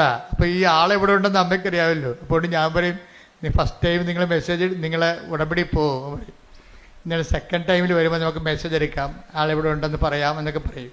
എന്താ പ്രശ്നം വെച്ച് കഴിഞ്ഞാൽ ഫസ്റ്റ് ടൈമിൽ മെസ്സേജ് എടുത്തു കഴിഞ്ഞാലും ചില ആൾക്കാർ നന്നാകത്തില്ല. അതെപ്പോഴും നമ്മൾ ശ്രദ്ധിക്കണം. എന്ന് വെച്ച് കഴിഞ്ഞാൽ ഇത് അത്ര വലിയ ആനക്കാര്യമല്ല. പെട്ടെന്ന് കർത്താവിൻ്റെ നമുക്കൊരു, നിങ്ങൾ ദൈവത്തിൻ്റെ ഉള്ളവരാണെങ്കിൽ അങ്ങനെ ഉണ്ട്. ഈ ദൈവത്തിനുള്ളവർ ഞങ്ങളെപ്പോഴും ശ്രമിക്കണം എന്താണെന്നറിയാമോ? നിങ്ങൾ ക്രിസ്തുവിനുള്ളവരാകാൻ വേണ്ടിയാണ് ഞങ്ങൾ ശ്രമിക്കുന്നത്. 2 തരം മനുഷ്യരുണ്ട്. ക്രിസ്തുവിനുള്ളവരും ഉണ്ട്, ക്രിസ്തുവിനില്ലാത്തവരും ഉണ്ട്. ഈ ഉള്ളവരോടാണ് പെട്ടെന്ന് ഈ ഉടമ്പടിയുടെ ഗുണം. Attack the word. നിങ്ങൾ ക്രിസ്തുവിനുള്ളവരാണെങ്കിൽ സ്തുതിക്കട്ടെ. ഹല്ലേലൂയ ഹല്ലേലൂയ ഹല്ലേലൂയ ഹല്ലേലൂയ. യേശുവേ നന്ദി, യേശുവേ സ്തുതി. ഹല്ലേലൂയ ഹല്ലേലൂയ ഹല്ലേലൂയ ഹല്ലേലൂയ ഹല്ലേലൂയ. യേശുവേ ആരാധന ആരാധന ആരാധന ആരാധന. മർക്കോസ് 9:41. മർക്കോസ് 9:41. നിങ്ങൾ ക്രിസ്തുവിനുള്ളവരാകയാൽ നിങ്ങൾ ക്രിസ്തുവിനുള്ളവരാകയാൽ അവന്റെ നാമത്തിൽ ആരെങ്കിലും നിങ്ങൾക്ക് ഒരു പാത്രം വെള്ളം കുടിക്കാൻ തന്നാൽ അവന് പ്രതിഫലം ലഭിക്കാതിരിക്കുകയില്ല എന്ന് ഞാൻ നിങ്ങളോട് പറയുന്നു. അപ്പം ഇത് ഞങ്ങളെപ്പോഴും എനിക്കിതിൻ്റെ ഗുഡൻസ് ഏറെക്കുറെ അറിയാവുന്നതുകൊണ്ട് ഞാൻ എപ്പോഴും ഉടമ്പടി ഭയങ്കര കാർക്കശ്യം കാണിക്കും. ഇവിടെയൊക്കെ ഭയങ്കര ബഹളമായിരിക്കും ചില സമയത്ത്. കുമ്പസാരമില്ല, കുർബാനയില്ല, എന്നിട്ട് കാര്യം കാണാൻ വേണ്ടി മാത്രം പറ്റിപ്പഴപ്പിന് വേണ്ടി ദൈവത്തിനെ ദുർവിനിയോഗിക്കാൻ വരും. അതൊക്കെ ഭയങ്കര പടയിരിക്കും. പട കഴിഞ്ഞിട്ട് ഞാൻ പോകും. ഞാൻ പിന്നെ അടുത്ത കാര്യം ഈ അടുത്ത ആളിനെ അത് ബാധിക്കരുതല്ല. അതുകൊണ്ട് ഞാൻ ഇന്ന് പോയി വരുന്ന് പ്രാർത്ഥിച്ചിട്ട് തിരിച്ചു വരും. കാര്യം ഈ സാധനത്തോട് നമുക്കൊന്നും നടക്കത്തില്ല. കാര്യം അവർ ദൈവത്തെ ദുർവിനിയോഗിക്കാൻ വേണ്ടി ഭൗതികമായ ആനുകൂല്യങ്ങൾക്ക് വേണ്ടി മാത്രം തന്നെയാണ്. അവർക്ക് ദൈവത്തെ വേണ്ട, ദൈവത്തിൻ്റെ ആനുകൂല്യങ്ങൾ മാത്രം മതി. അപ്പം അങ്ങനെ ഒരു വർഗമുണ്ട്. ദൈവത്തെ അവർക്ക് വേണ്ട. പിന്നെന്ത് വേണം? ദൈവത്തിൻ്റെ ആനുകൂല്യം വേണം. അതാണ് വിഷയം. അവനെ ഒരിക്കൽ ക്രിസ്തീയ വിശ്വാസം ഉപേക്ഷിച്ചവരൊന്നും ഞാൻ മോണിറ്റർ ചെയ്യത്തില്ല. കാര്യം ക്രിസ്തീയ വിശ്വാസം കർത്താവ് വിശുദ്ധമായ രക്തത്താൽ അവൻ്റെ രക്തം കൊടുത്ത് വീണ്ടെടുത്തിട്ട് ദൈവം സൗജന്യ ദാനമായിട്ട് നൽകിയതാണത്. ആരെങ്കിലും കണ്ണി കാണുന്നതിനെ കണ്ടപ്പോൾ തന്നെ ഈ വിശ്വാസം നഷ്ടപ്പെടുത്തിക്കൊണ്ട് അവൻ്റെ പുറകെ പോയിട്ട് നാളെ ഇവിടെ വന്ന് സാക്ഷ്യം പറയാൻ പറഞ്ഞാൽ ഐ വിൽ നോട്ട് അലവ്. എന്താ അലവ്? അക്രൈസ്തവർ വരുമ്പോൾ ഞാൻ അക്സെപ്റ്റ് ചെയ്യും. പക്ഷേ വിശ്വാസം കിട്ടിയവൻ ഒരിക്കൽ ആ വിശ്വാസം ഏതെങ്കിലും മാംസളമായ കാര്യം കുറച്ച് കൊള്ളാവുന്നൊരു മാംസത്തെ കണ്ടപ്പോൾ, കുറച്ച് കൊള്ളാവുന്ന ജോലിയുള്ളവനെ കണ്ടപ്പോൾ ക്രിസ്തീയ വിശ്വാസം നഷ്ടപ്പെടുത്തിയിട്ടുള്ള ആൾക്കാരുണ്ട്. അവരെ സംബന്ധിച്ചിടത്തോളം ആൾക്കാരെ സമ്മതിക്കത്തില്ല. എന്താ കാര്യം? അവർക്ക് അനുതാപം ഉണ്ടാകണം. വേറെ ഒരു വഴി അവിടെ മുമ്പിലില്ല. അവർക്ക് ഈ വിഷയത്തെക്കുറിച്ച് തങ്ങൾ ആത്മാവിനും അതായത് അവിടെ രക്തത്തിൽ പെടുന്ന കുഞ്ഞുങ്ങളെ വിശ്വാസം വളർത്താൻ അവർക്ക് കഴിഞ്ഞിട്ടില്ല. അതിനുള്ള സാഹചര്യം ഒരുക്കാരൊക്കെ പറ്റിയിട്ടില്ല. അതുകൊണ്ട് തന്നെ അവർക്ക് ആധ്യാത്മികമായ ബാധ്യതയുണ്ട്. എന്ന് വെച്ചാൽ അവർ രക്ഷപ്പെടത്തിലൊന്നും ഞാൻ പറയത്തില്ല. പക്ഷെ അവർക്ക് എന്ത് ചെയ്യണം? അവർക്ക് ഈ വിഷയത്തെക്കുറിച്ച് അനുതാപം ഉണ്ടാകണം. കാര്യം ഞാൻ ഒരിക്കൽ പ്രകാശം ലഭിച്ച ആളാണ്. ഞാൻ ഒരിക്കൽ പ്രകാശം ലഭിച്ച ഒരാളാണ്. ആ പ്രകാശത്തെ ഞാൻ നഷ്ടപ്പെടുത്തി. എന്താണ്? ഒരു ലൈൻ അടിച്ച് ലവ് അടിച്ച് അവരെ കണ്ടപ്പോൾ കർത്താവിനെ അവൻ മറന്നു. അപ്പോൾ നിങ്ങൾ പറയും, ഓ ഞാൻ കർത്താവിനൊന്നും മറന്നിട്ടില്ല, ഞാൻ ഇപ്പോഴും പ്രാർത്ഥിക്കുന്നുണ്ട്. നിങ്ങളറിയാമല്ലോ, നിങ്ങളുടെ രക്തത്തിൽ പെടുന്ന കുഞ്ഞിനെ, വിവാഹത്തിലുണ്ടാകുന്ന കുഞ്ഞുങ്ങളെ പുണ്യപൂർണ്ണം വളർത്താൻ വേണ്ടിയാണ് വിവാഹം സഭയിൽ സ്ഥാപിച്ചിരിക്കുന്നത്. നിങ്ങളുടെ കുഞ്ഞുങ്ങളെ വിശ്വാസത്തെ വളർത്താൻ പറ്റാത്തൊരു സാഹചര്യമാണ് മുന്നിൽ കണ്ടതെന്നുണ്ടെങ്കിൽ നിങ്ങൾക്കൊരു തീരുമാനം എടുക്കണം. ഒന്നുകിൽ നിത്യത അല്ലെങ്കിൽ അനുദിന ജീവിതം. നിങ്ങൾ അനുദിന ജീവിതത്തിന് നിത്യതയ്ക്കുള്ള പ്രാധാന്യം കൊടുത്തിട്ടുണ്ടെങ്കിൽ പിന്നെ യേശുക്രിസ്തു മുമ്പിൽ വരാൻ നിങ്ങൾക്ക് എന്താണ് കാരുണ്യം? പിന്നെ വയറ്റിപ്പഴപ്പിനോ? അത് നിങ്ങൾ വാങ്ങിച്ചുകൊണ്ട് പോയിക്കോളൂ. അതുകൊണ്ട് ഐ വിൽ നോട്ട് അലവ്. അത് എപ്പോഴും ശ്രദ്ധിക്കണം. നിങ്ങൾക്ക് ജീവിതകാലം മുഴുവൻ ഈ വിഷയത്തെക്കുറിച്ച് കർത്താവ് നൽകിയ ചൈതന്യം, കർത്താവ് നൽകിയിട്ടുള്ള വിശ്വാസം പാരമ്പര്യമായിട്ട് കിട്ടിയാലും ദൈവത്തിൻ്റെ അനന്തമായ കാരുണ്യം കൊണ്ടല്ല കിട്ടിയത്. അപ്പോൾ കുറച്ചുകൂടി അതിനോട് നമ്മൾ കഷ്ടപ്പെട്ടിട്ടല്ല, നമുക്ക് സൗജന്യമായിട്ട് ദൈവം ദാനം തന്നിട്ടുണ്ടെങ്കിൽ, ക്രൈസ്തവ മാതാപിതാക്കന്മാരെന്ന നിലയിൽ അവരിൽ നിന്ന് നമ്മൾ ജനിച്ചതുകൊണ്ടാണ് നമുക്ക് വിശ്വാസം കിട്ടിയിട്ടുണ്ടെങ്കിൽ ആ വിശ്വാസത്തിന് നമ്മൾ കഷ്ടപ്പെട്ട് നേടിച്ച വിശ്വാസത്തെക്കാൾ വിലയുള്ളതാണ്. എന്താ കാരണം? ദൈവം അത് നമുക്ക് സൗജന്യ ദാനമായി തന്നിട്ടുണ്ടെങ്കിൽ ആ സൗജന്യ ദാനത്തിന് ദൈവത്തിൻ്റെ 100% ദൈവത്തിൻ്റെ കൃപയാണ്. എൻ്റെ വിശ്വാസം എന്ന് മനസ്സിലാക്കിയാൽ ആ വിശ്വാസത്തിന് മാനിച്ചുകൊണ്ട് ജീവിക്കാൻ ഞാൻ ബാധ്യതയുള്ളവനാണ്. അഥവാ എനിക്കത് ബാധ്യതയില്ല എങ്കിൽ, ഞാൻ ഇട്ടെറിഞ്ഞ് പോയിട്ടുണ്ടെങ്കിൽ, നിങ്ങൾ എറിഞ്ഞു കളഞ്ഞിരിക്കണം നിങ്ങളുടെ നിത്യതയും നിങ്ങളുടെ ആത്മാവിനുമാണെന്നുള്ള ബോധ്യം ഉണ്ടാകണം. അതേക്കുറിച്ച് നിങ്ങൾ അനുതപിക്കണം. ശ്രദ്ധിക്കട്ടെ. ഹല്ലേലൂയ, ഹല്ലേലൂയ, ഹല്ലേലൂയ, ഹല്ലേലൂയ, ഹല്ലേലൂയ, ഹല്ലേലൂയ, ഹല്ലേലൂയ,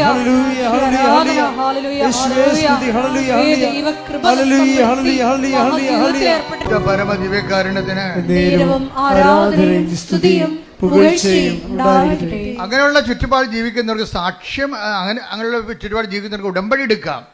കാര്യം ഉടമ്പടിയിൽ അനുതാപത്തിൻ്റെ കണ്ടന്റ് ഉണ്ട്. അതുകൊണ്ടാണ് അങ്ങനെയുള്ള ചുറ്റുപാട് ജീവിക്കുന്നവർക്ക് ഉടമ്പടി എടുക്കാൻ ഞാൻ അനുവദിച്ചിട്ടുണ്ട്.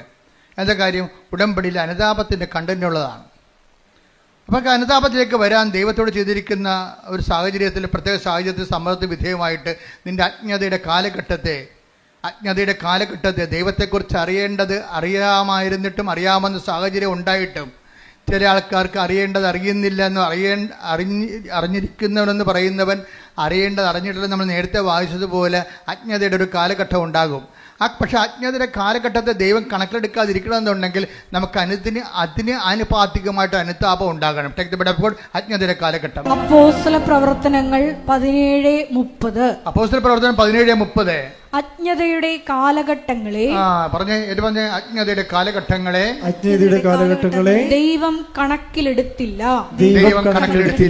എന്നാൽ ഇപ്പോൾ എല്ലായിടത്തുമുള്ള സകല ജനങ്ങളും പശ്ചാത്തപിക്കണമെന്ന് അവിടുന്ന് ആജ്ഞാപിക്കുന്നു. ആഗ്രഹിക്കണമല്ല, ആജ്ഞാപനമാണ്. മനസ്സിലായില്ലേ? ആത്മരക്ഷയുടെ ഭാഗമായതുകൊണ്ടാണ് ഇത് ആജ്ഞാപനം വന്നത്. അല്ലെങ്കിൽ ആഗ്രഹിച്ചാൽ മതി. അജ്ഞതയുടെ കാലഘട്ടത്തിൽ ദൈവം കണക്കിലെടുത്തില്ല. പക്ഷേ എന്താ പ്രശ്നം? ഇപ്പോഴാകട്ടെ എല്ലായിടത്തുമുള്ള എല്ലാവരുമാണ്. ആർക്കും ഒഴിവൊഴിവില്ല. എല്ലായിടത്തുമുള്ള എല്ലാവരും അനുതപിക്കണമെന്ന് അവിടുന്ന് ആജ്ഞാപിക്കുന്നു. നിന്റെ ഒരു ദുരന്തം ദൈവത്തിൻ്റെ ആജ്ഞാപനമായിട്ട് നീ തിരിച്ചറിയണം. ഇപ്പം കാശുരം കളഞ്ഞു പോയതൊരു ദുരന്തമാണ്. ആ ദൈവത്തിൻ്റെ ആജ്ഞാപനമായിട്ട് അയാൾ തിരിച്ചറിയണം. എന്താ കാര്യം? കാശുരുവൻ കളഞ്ഞുപോയ ഉടനെ ആ വൈഫ് അത് ശരിക്കും പറഞ്ഞാൽ അതിനു വേണ്ടി അവർ കാപ്പി കുടിച്ച കടയിൽ പോയി. പിന്നെ തലേ ദിവസം സുഭാഷ് പാർക്കിൽ പോയായിരുന്നു. വെളുപ്പിനെ വന്നിട്ട് സുഭാഷ് പാർക്ക് തുറപ്പിച്ച് അതിനകത്ത് അവർ ഇരുന്ന സ്ഥലത്ത് പോയി നോക്കി, അവിടെ കണ്ടില്ല. കുറേ കഷ്ടപ്പെട്ട് അവസാനം ഇവിടെ വന്ന് അന്നത്തെ കാലത്ത് ഡ്യൂപ്ലിക്കേറ്റ് വാങ്ങിച്ചുകൊണ്ട് പോയി. ഇന്ന് ഡ്യൂപ്ലിക്കേറ്റ് പോലും ഇല്ലെന്ന് ഓർത്തേക്കണം കേട്ടോ. അങ്ങനെ സംഭവമേ ഇല്ല ഇപ്പം. പക്ഷേ എന്ത് പറ്റി, ഡ്യൂപ്ലിക്കേറ്റ് വാങ്ങിച്ചുകൊണ്ട് പോയിട്ടും പെട്ടെന്ന് കാര്യങ്ങൾ സംഭവിച്ചു. എന്താണ്, അവർക്ക് അവരുടെ പ്രോസസ്സായിട്ടിരിക്കുകയായിരുന്നാണ്, അവരുടെ വിസ പ്രോസസ്സായിട്ടിരിക്കുകയായിരുന്നു. അത് മൊത്തം അടലപടലാടെ ഇങ്ങനെ പൊളിഞ്ഞു വീണ് എല്ലാം ക്യാൻസലായി. പിറ്റേ ദിവസം അവരയച്ച പത്രം, പിറ്റേ ആഴ്ചയിൽ അവരയച്ച മുഴുവൻ അപേക്ഷ റിജക്റ്റ് ചെയ്ത് അതുപോലെ തന്നെ കൊറിയറിൽ തിരിച്ചു വന്നു. ഇയാൾ ആശ്രയം വെച്ചുള്ള കടകളിൽ കച്ചവടം കുറഞ്ഞു. നോക്കിയാൽ എല്ലാം, അതായത് നമ്മൾക്ക് വരാൻ പോകുന്ന ദുരന്തമാണ്. അജ്ഞതയുടെ കാലഘട്ടത്തിൽ ദൈവം കണക്കിലെടുത്തില്ല. എന്നാൽ ഇപ്പോൾ എല്ലായിടത്തും നമ്മൾ എല്ലാവരും അനുദപിക്കണമെന്ന്. ഒരു ദുരന്തം വരുമ്പോൾ അനുതാപമാണ് ഉദ്ദേശിക്കുന്നത്. ദുരന്തത്തിൽ എല്ലാ ദുരന്തം, ചെറിയ ഒരു വിശപ്പ് പോലും ഒരു ദുരന്തമാണ്, ഒരു രോഗം പോലും ഒരു ദുരന്തമാണ്. അതുകൊണ്ടല്ലേ 13:4 വായിച്ചോളൂ ലൂക്കായുടെ സുവിശേഷം. ശ്രുതികട ഹല്ലേലൂയ ഹല്ലേലൂയ ഹല്ലേലൂയ ഹല്ലേലൂയ. യേശുവേ നന്ദി. ഹല്ലേലൂയ ഹല്ലേലൂയ ഹല്ലേലൂയ ഹല്ലേലൂയ ഹല്ലേലൂയ ഹല്ലേലൂയ ഹല്ലേലൂയ ഹല്ലേലൂയ. സീലോഹായിലെ ഗോപുരം ഇടിഞ്ഞു വീണ്. ദുരന്തം പിന്നെ കണ്ട 13:4 എന്താ പറയണത്? ഏറ്റു പറഞ്ഞ സിലോഹായിലെ ഗോപുരം ഇടിഞ്ഞു വീണ് കൊല്ലപ്പെട്ട ആ 18 പേർ അന്ന് ജെറുസലേമിൽ വസിച്ചിരുന്ന എല്ലാവരെയും കുറ്റക്കാരായിരുന്നു എന്ന് നിങ്ങൾ വിചാരിക്കുന്നുണ്ടോ? അല്ല എന്ന് ഞാൻ പറയുന്നു. പശ്ചാത്തപിക്കുന്നില്ലെങ്കിൽ നിങ്ങൾ എല്ലാവരും അതുപോലെ നശിക്കും. ദുരന്തത്തിന്റെ ഉദ്ദേശം എന്താണ്? പശ്ചാത്താപമാണ്. സിമ്പിൾ അല്ലേ? ക്രിസ്തുവിന്റെ കാലത്ത് സംഭവിച്ച ഒരു വർത്തമാനകാല ന്യൂസാണത്, വർത്തമാനം. അന്ന് സിലോഹയിലെ ഗോപുരം വീണ് കുറച്ച് പേര് മരിച്ചു. ആ വാർത്ത കർത്താവിനോട് പറഞ്ഞപ്പോൾ കർത്താവ് എന്താ പറഞ്ഞത്? അവരെല്ലാവരെക്കാൾ പാപികളാണെന്ന് ഞാൻ കരുതണില്ല, പക്ഷെ പശ്ചാത്താപിച്ചില്ലെങ്കിൽ നിങ്ങളുടെ അവസ്ഥയും ഈ ദുരന്തം ക്ഷണിച്ചു വരുത്തുകയും ചെയ്യണമെന്ന്. ആ സത്യമായ ദൈവത്തിൻ്റെ തിരുസന്നിധി വരുമ്പോൾ ദൈവം നമ്മളെ വഴി നടത്താൻ വേണ്ടി നമുക്കൊരു നമ്മുടെ ജീവിതത്തിൽ നമ്മളെ വിവേചിച്ച് എന്തെങ്കിലും ഇപ്പം നിങ്ങൾ എന്തെങ്കിലും ഒരു ദുരന്തം എന്ന് പറയുമ്പോൾ മുഴുവനും മരണമാണെന്ന് ചിന്തിക്കേണ്ട കാര്യമില്ല. നമ്മുടെ വിശ്വാസം റിജക്റ്റ് ചെയ്യുന്നത് ഒരു ദുരന്തമാണ്. പരീക്ഷയ്ക്ക് ഒരു വിഷയം കാണാതിരിക്കണത്, ഒരു മൊഡ്യൂൾ കിട്ടാതിരിക്കണത് ഒരു ദുരന്തമാണ്. കാര്യം വീണ്ടും നമ്മൾ റിപ്പീറ്റ് ചെയ്യണ്ടേ, വീണ്ടും കാശ് മുടക്കണ്ടേ. അപ്പോൾ എല്ലാ വിഷയങ്ങളെയും ബൈബിൾ കാണിക്കുന്ന ട്രാജഡീസിനെ എല്ലാത്തിനെയും, ഇതുപോലെയുള്ള പരാജയങ്ങളെല്ലാത്തിനെയും ഇതുപോലെ ദൈവം പശ്ചാത്താപത്തിലേക്കാണ് ക്ഷണിക്കണത്. ഇപ്പം എന്താ, ഇവിടെ കാശിനെ കളഞ്ഞുപോയി, അതൊരു ദുരന്തമാണ് ശരിക്കും പറഞ്ഞാൽ. കാശിനെ കളഞ്ഞുപോയി, അതോടുകൂടി ദുരന്തം പടപെടാൻ സംഭവിക്കും. വിസ പോയി, വിസ എല്ലാം തിരിച്ചു വന്നു. അതുപോലെ തന്നെ ഹോട്ടലിൻ്റെ അകത്ത് കച്ചവടം കുറഞ്ഞു. അപ്പം അതിന് ജെയ്സൺ പറയണേ എങ്ങനെയാ വെച്ച് കഴിഞ്ഞാൽ ഭാര്യ ഉടമ്പടി ജീവിക്കുന്നുണ്ടെങ്കിലും ഞാൻ ആ വീട്ടിൽ താമസിക്കുന്നുണ്ടല്ലോ, എനിക്കാണെങ്കിൽ ഒരു കുഴപ്പമുണ്ട്, വാ പിടിച്ചാൽ ഞാൻ തെറി പറയുമെന്ന്. അധികം ഓർക്കൊന്നും, അതായത് ഭാര്യ ഉടമ്പടി എടുത്തിട്ടും ഭർത്താവ് തെറി പറയണത്, കാര്യം പുള്ളിക്കാരൻ ആൾക്കാരെ കൊണ്ട് അനുവദിപ്പിക്കണമെന്നുണ്ടെങ്കിലേ, ഇപ്പം ഈ നമ്മുടെ ഭായിമാരല്ലേ ഇപ്പം നമ്മുടെ ഹോട്ടലിലൊക്കെ ഉള്ളത്, അപ്പം നമുക്ക് ഹിന്ദി അറിയാൻ പറ്റില്ല, പിന്നെ തെറിയല്ലേ പറയാൻ പറ്റത്തുള്ളൂ. ഇതാണ് ഇവിടുത്തെ അവസ്ഥ. ഹിന്ദി അറിയാൻ പറ്റാത്ത കൊണ്ട് അവനെ പറഞ്ഞ് താമസിപ്പിക്കാൻ വേണ്ടി തെറി പറയും. അപ്പം ഇങ്ങനെയൊക്കെ ഇതൊന്നും സുവിശേഷമായിട്ട് ജീവിക്കാൻ പറ്റത്തില്ല. നിങ്ങൾ ദ്വയാർത്ഥ പ്രയോഗങ്ങൾ, പിന്നെ വെച്ചുള്ള സംസാരങ്ങൾ, അതുപോലെ തന്നെ എന്താണ് ദൈവത്തിന് നിരക്കാത്ത ഈ സംസാരത്തിനകത്ത് വരുന്ന പാകപ്പിഴകൾ, ഇതൊക്കെ നിങ്ങൾ ശ്രദ്ധിക്കണം വളരെയായിട്ട്. കാര്യം നിങ്ങൾ സുവിശേഷം വായിക്കുകയും സുവിശേഷം പറയുകയും ചെയ്യുന്ന നാവിനെ കൊണ്ടാണ് നിങ്ങൾ ഇതുപോലെയുള്ള. അതുകൊണ്ട് ഈ വിഷയത്തിലൊക്കെ എല്ലാം ദൈവം കുറച്ച് ശരിയാകും, കുറച്ച് ശരിയാകത്തില്ലെന്നല്ല. ദൈവത്തിൻ്റെ ഒരു പ്രശ്നം എല്ലാം ശരിയാകണമെന്ന് തന്നെയാണ്. അപ്പം അതുകൊണ്ട് പ്രാർത്ഥിക്കുക, കർത്താവായ ദൈവമേ, കർത്താവായ ദൈവമേ, ഉടമ്പടി ഒരു ജീവിതക്രമം എന്ന നിലയിലെ വിശുദ്ധിയോടെ ജീവിക്കുവാൻ എന്റെ ജീവിതത്തിൽ വന്നു പോയിട്ടുള്ള അപരാധങ്ങൾക്ക് അനുതാപത്തോടെ ജീവിക്കുവാൻ എനിക്ക് പശ്ചാത്താപത്തിന്റെ അഭിഷേകം നൽകണമേ. ശ്രദ്ധിക്കട്ടെ.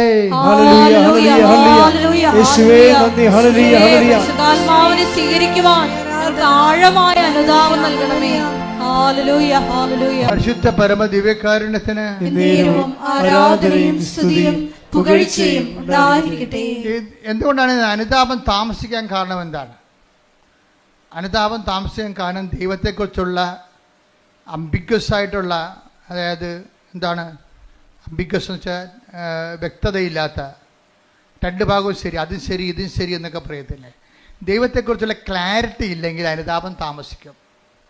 ഇപ്പം ദൈവവിശ്വാസം എന്ന് പറയണതേ ഭയങ്കരമായ ഒരു കൃപയാണ്. ശരിക്കും പറഞ്ഞാൽ എനിക്ക് തോന്നുന്നത് ദൈവത്തെ വിശ്വസിക്കുകയല്ല, വിശ്വസിക്കുന്ന വിഷയത്തെക്കുറിച്ച് ക്ലാരിറ്റിയാണ് ആവശ്യമുണ്ടാകുക. വിശ്വാസത്തിനേക്കാൾ പ്രധാനപ്പെട്ടതാണ് വിശ്വസിക്കുന്ന വിഷയത്തെക്കുറിച്ചുള്ള വ്യക്തത. വ്യക്തതയില്ലെങ്കിൽ വേദോപദേശങ്ങൾ നൽകും. വിശ്വാസത്തെക്കുറിച്ചും ദൈവത്തെക്കുറിച്ചും ഇപ്പം ഞാൻ എന്തുകൊണ്ടാണ് ഞാൻ നിങ്ങളോട് ഇത്രയും ക്ലിയർ കട്ടായിട്ട് പറയണത്? ഞാൻ അമ്മയെ നേരിട്ട് കണ്ടുകൊണ്ടാണ്. അമ്മയെ നേരിട്ട് കണ്ടിട്ടുള്ള എൻ്റെ ശേഷമുള്ള എൻ്റെ നിലപാടുകളും അമ്മയെ കാണുന്നുമുള്ള നിലപാടുകൾക്കും വ്യത്യാസമുണ്ട്. നേരത്തെ കാണുന്നതിന് മുമ്പ് ആൾക്കാരെ കോംപ്രമൈസ് ചെയ്താണ് ഞാൻ സംസാരിച്ചുകൊണ്ടിരുന്നത്. അതിനെക്കുറിച്ച് ഇരിക്കുന്ന പശ്ചാത്താപമുണ്ട്. അതായത് ദൈവത്തെക്കുറിച്ച് വ്യക്തതയില്ലെന്നുണ്ടെങ്കിൽ ആൾക്കാർ ഒത്തുതീർപ്പിന് വിധേയമാകും. അതും ശരി, ആ മതവും ശരി, ഈ മതവും ശരി, അവർ കാണിക്കണത് ശരി, ഇവർ കാണിക്കണത് ശരി. ആൾക്കാർക്ക് ദൈവത്തെക്കാൾ പ്രാധാന്യം കൊടുക്കും. മാധ്യമങ്ങളിലൂടെയൊക്കെ എന്തുമാത്രം പ്ലീസിങ് ആയിട്ടുള്ള കാര്യങ്ങളാണ് മാധ്യമം പ്രാധാന്യം കൊടുക്കുന്നത്. അതിനുവേണ്ടി ഞാൻ ദൈവത്തെ പോലും വിറ്റിട്ട് ജനങ്ങളുടെ കൂടെ കൂടും. ഇത് ദൈവത്തെക്കുറിച്ച് വ്യക്തതയില്ലാത്തതിൻ്റെ ലക്ഷണമാണിത്. അത് സഭയുടെ ഉന്നത ശ്രേണിയിൽ ഇരിക്കുന്നവർക്ക് പോലും ഈ അസുഖം വരാൻ സാധ്യതയുണ്ട്. എന്താ കാര്യം? എപ്പോഴും മീഡിയാസിനെ ഇങ്ങനെ കണ്ടുകൊണ്ടിരിക്കുമ്പോൾ ആൾക്കാർക്ക് അപ്പീലിംഗ് ആയിട്ടുള്ള കാര്യങ്ങൾ പറയാൻ വേണ്ടി ബാധ്യസ്ഥമായി പെടുമ്പോൾ ദൈവത്തെ നമ്മൾ തള്ളി മാറ്റിയിട്ട് ജനങ്ങളുടെ കൂടെ കൂടും. ഇതെല്ലാം പറ്റും. വിശ്വാസത്തിൽ ഡൈലൂഷൻ ആകുകയും ചെയ്യും, വ്യക്തത കുറഞ്ഞു പോവുകയും ചെയ്യും, അനുതാപം താമസിക്കുകയും ചെയ്യും. പ്രാർത്ഥിക്കുക, കർത്താവായ ദൈവമേ, വിശ്വാസത്തിൽ വ്യക്തത വരികയും അനുതാപത്തിലെ കൃത്യത ഉണ്ടാകുവാൻ എന്നെ സഹായിക്കണമേ, എന്നെ അനുഗ്രഹിക്കണമേ. ശ്രദ്ധിക്കട്ടെ.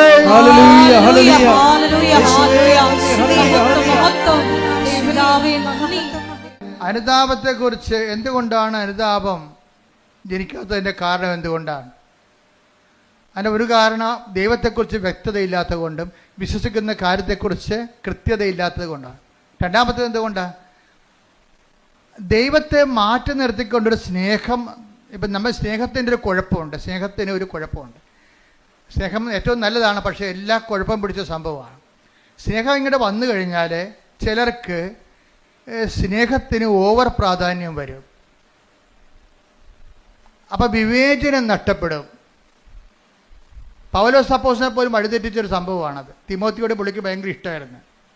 തിമോത്തിക്ക് ഭയങ്കര വയറുവേദനയായിരുന്നു. അപ്പോൾ ഒരു പ്രാവശ്യം തിമോത്തിയോട് പറഞ്ഞേടാ, വയറുവേദന കൊണ്ട് സഹിക്കാൻ പറ്റണില്ല എന്നൊക്കെ പറഞ്ഞ് പുള്ളിക്കും വയറുവേദന ഉണ്ടായിരുന്ന ആളാണ് ഈ പൗലോസ് അപ്പോസ്തലൻ. ആൾസറൊക്കെ ഉണ്ടായിരുന്ന ആളാണ്. അപ്പോൾ ഈ വേദന, തിമോത്തിയുടെ വേദന പുള്ളിക്ക് മനസ്സിലാകും. അപ്പം തിമോത്തിയോട് പറഞ്ഞ്, എടാ അത്ര വേദനയാണെങ്കിൽ ഇത്തിരി വീഞ്ഞു ഉപയോഗിക്കണേ, വലിയ കുഴപ്പമില്ലെന്ന് പറഞ്ഞു. അതാണ് ഇപ്പോൾ വെള്ളം അടിക്കണവന്മാരെല്ലാം പറയണം. പൗലോസ് അപ്പോസ്തലൻ പറഞ്ഞിട്ടുണ്ട് വെള്ളം അടിക്കാമെന്ന്. അത് ഒരു ഇത്തിരി സ്നേഹം കൊണ്ട് ഒരു സാധനം പെശകി വീണത്, ഒരു കോംപ്രമൈസ്, ഒത്തുതീർപ്പ് കാണിച്ചതാണ്. എവിടെയെങ്കിലും ഒത്തുതീർപ്പ് വന്നു കഴിഞ്ഞാൽ പിശാച് അത് കൃത്യമായിട്ട് മുതലെടുക്കും. അതുകൊണ്ടാണ് മറ്റുള്ളവർക്ക് അംബികസ് ഉണ്ടാക്കരുതെന്ന് പറഞ്ഞതിൻ്റെ കാരണം. എവിടെയെങ്കിലും ഒത്തുതീർപ്പ് വന്നാൽ പിശാച് തന്ത്രപരമായിട്ട് നമ്മളത് ഉപയോഗിക്കുകയും ചെയ്യും, മുതലെടുക്കുകയും ചെയ്യും. അതുകൊണ്ട് തന്നെ ഈ വ്യക്തിതയിൽ നിങ്ങൾ സ്നേഹം കൂടുമ്പോൾ ആ സ്നേഹം കർത്താവ് പറയും എന്താണ്, എല്ലാത്തിലുപരിയായി ദൈവത്തെ, അതാണ് വിഷയം പറയുന്നത്. അതുകൊണ്ട് കൽപ്പന വെച്ച് സെസ് ചെയ്യണതിൻ്റെ കാരണം അതാണ്. എന്നെക്കാൾ ഉപരി സ്വന്തം ഭാര്യയെ സ്നേഹിക്കുന്നവൻ ഐ ഡോണ്ട് വാണ്ട്. എന്തുകൊണ്ടാണ് ഈശോയ്ക്ക് ആ വിഷയത്തിൽ കൃത്യതയുണ്ട്. കർത്താവ് അങ്ങനെ പറയാമോ? ഈശോയെ നീ തന്നെയല്ലേ പറഞ്ഞത് ഒരു ശരീരമാണെന്ന്. ഒരു ശരീരമാണെന്ന് നീയല്ലേ തന്നെ പറഞ്ഞതേ. എന്നിട്ട് ഇപ്പം എന്താ പറയണത്? എന്നേക്കാൾ ഉപരി ഈ ഒരു ശരീരത്തിൻ്റെ പേരിൽ സ്നേഹിക്കാൻ പോയാൽ ദൈവത്തെ മാറ്റി നിർത്തിക്കൊണ്ട് വൈഫിനെയോ ഭർത്താവിനെ സ്നേഹിച്ചാൽ ഐ ഡോണ്ട് വാണ്ട് എന്ന് വെച്ച് കഴിഞ്ഞാൽ എന്താ അർത്ഥം? ദൈവത്തിന് ഒന്നാം സ്ഥാനം കൊടുക്കുന്നില്ലെങ്കിൽ നിൻ്റെ സ്നേഹങ്ങളെല്ലാം ശരിക്കും ചോദ്യചിഹ്നമായിട്ട് മാറും. നിസ്സാര കാര്യമല്ല ഇത്. Take the word of God. ശ്രുതിക്കട്ടെ ഹല്ലേലൂയ ഹല്ലേലൂയ ഹല്ലേലൂയ ഹല്ലേലൂയ ഹല്ലേലൂയ. യേശുവേ നന്ദി. ഹല്ലേലൂയ ഹല്ലേലൂയ. മത്തായി 10:37 എന്നേക്കാൾ അധികം പിതാവിനെയോ മാതാവിനെയോ സ്നേഹിക്കുന്നവൻ എനിക്ക് യോഗ്യനല്ല. എന്നേക്കാൾ അധികം പുത്രനെയോ പുത്രിയെയോ സ്നേഹിക്കുന്നവനും എനിക്ക് യോഗ്യനല്ല. അപ്പൊ എന്താ പ്രശ്നം വെച്ച് കഴിഞ്ഞാല്, നമ്മളെ ചിലര് കുഞ്ഞുങ്ങളോട് സ്നേഹം കാരണം ഒന്നും മിണ്ടത്തില്ല. ചില കുഞ്ഞുങ്ങളോട് ചില അമിത 2 കുഞ്ഞുങ്ങളുള്ള കാരണം അമ്മമാർക്ക് ഭയങ്കര 2 കുഞ്ഞുങ്ങളായതാണ് ഏറ്റവും കൂടുതൽ കുഴപ്പമായിരിക്കണം. മുഴുവനും 2 കുഞ്ഞുങ്ങളായത് കാരണം കുഞ്ഞുങ്ങളെ വെറുപ്പിക്കാതിരിക്കണം. അവൻ പള്ളിയിൽ പോകണില്ല, ഞായറാഴ്ച കിടന്ന് ഉറക്കമാണെങ്കിലും കിടക്കട്ടെ, ഇന്നലെ കുറേ പഠിച്ച് കാണും, കൊണ്ടാ പോരെ. ഈ പിശാചിനെ നിലത്തിട്ടടിക്കണം പിടിച്ച്. എന്താ കാര്യം? അവൾക്ക് ദൈവം നൽകിയ ഈ കുഞ്ഞ് പുറത്തോട്ട് വരുമ്പോഴേ മാത്രമേ നമുക്കറിയാൻ പറ്റത്തില്ല കണ്ണുണ്ട, കൈയുണ്ട്, എപ്പിലെപ്സിയാണ്, ഓട്ടിസം ആണെന്ന് അറിയാൻ പാടില്ല. ദൈവം നല്ല കുഞ്ഞിനെ തന്നപ്പോഴേ ആ ദൈവത്തിനാണ് കുഞ്ഞിനേക്കാൾ കൂടെ സ്നേഹിക്കേണ്ടത്. ഇതിന് ഓട്ടിസം ആണെങ്കിൽ നീ എന്ത് ചെയ്തേനെ? ഇവിടെ കണ്ടിട്ടില്ലേ, നിങ്ങൾ കണ്ടിട്ടില്ലേ? കരഞ്ഞ് വിളിച്ച്.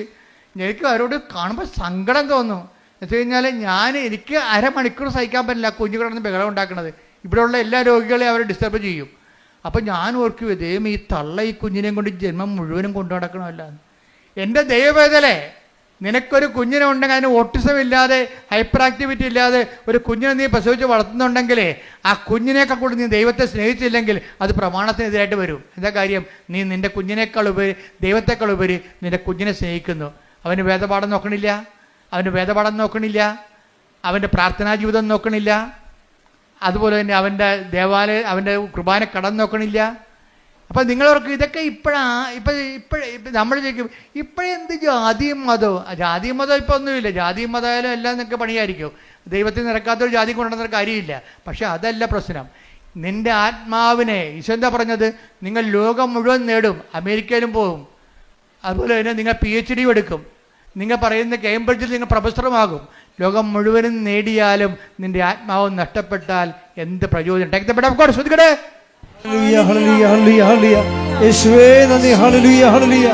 മത്തായി 16:26 ഒരുവൻ ലോകം മുഴുവൻ നേടിയാലും സ്വന്തം ആത്മാവിനെ നഷ്ടപ്പെടുത്തിയാൽ അവന് എന്ത് പ്രയോജനം? ഒരുവൻ സ്വന്തം ആത്മാവിന് പകരമായി എന്തു കൊടുക്കും?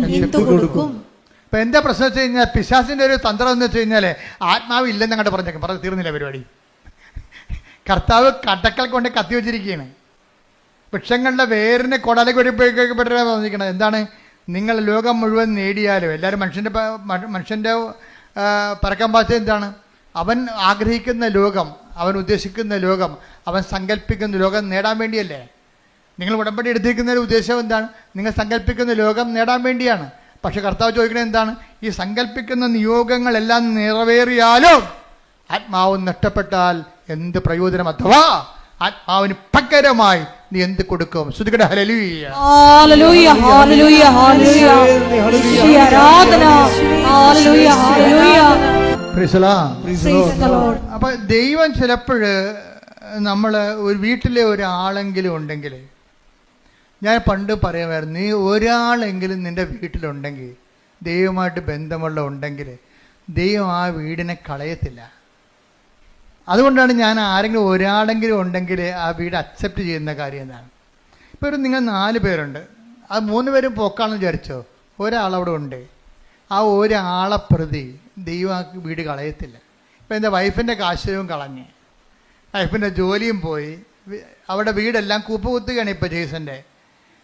അപ്പോൾ ജെയ്സൻ്റെ വീട് കൂപ്പുകുത്തിയപ്പോൾ ജെയ്സൻ്റെ ശ്രദ്ധയിൽപ്പെട്ട് ഈ സംഭവം എല്ലാം കൈവിട്ട് പോകണമല്ല എന്ന് വിചാരിച്ച്. അപ്പോഴും ഒരാൾ കറങ്ങിത്തിരിഞ്ഞ് ഇയാളെ വീട്ടിൽ വരും. അമ്മ അങ്ങനെ ആളെ സെൻഡ് ചെയ്യും, ഒരാളെ സെൻഡ് ചെയ്യും. അപ്പോൾ ജെയ്സൻ്റെ വീട്ടിൽ വന്നപ്പോൾ ജെയ്സൺ പറഞ്ഞു ഇപ്പോൾ ഭയങ്കര വലിച്ചിലാ, എൻ്റെ വൈഫിൻ്റെ ജോലിയെല്ലാം റിജക്റ്റായി, പിന്നെ എൻ്റെ ജോലിയും ശരിയാകണില്ല, ഞാൻ ട്രൈ ചെയ്തിട്ടും കിട്ടണില്ല, കടയൊക്കെ വിൽക്കാൻ പോവുകയാണ് എന്ന് പറഞ്ഞു. അപ്പോൾ ഉടനെ അയാൾ പറഞ്ഞേ, കൃപാസനത്തിൽ പോയായിരുന്നു, ഉടമ്പടി എടുത്തായിരുന്നു. ആരെടുത്ത്? വൈഫാണ് എടുത്തിരിക്കണത്.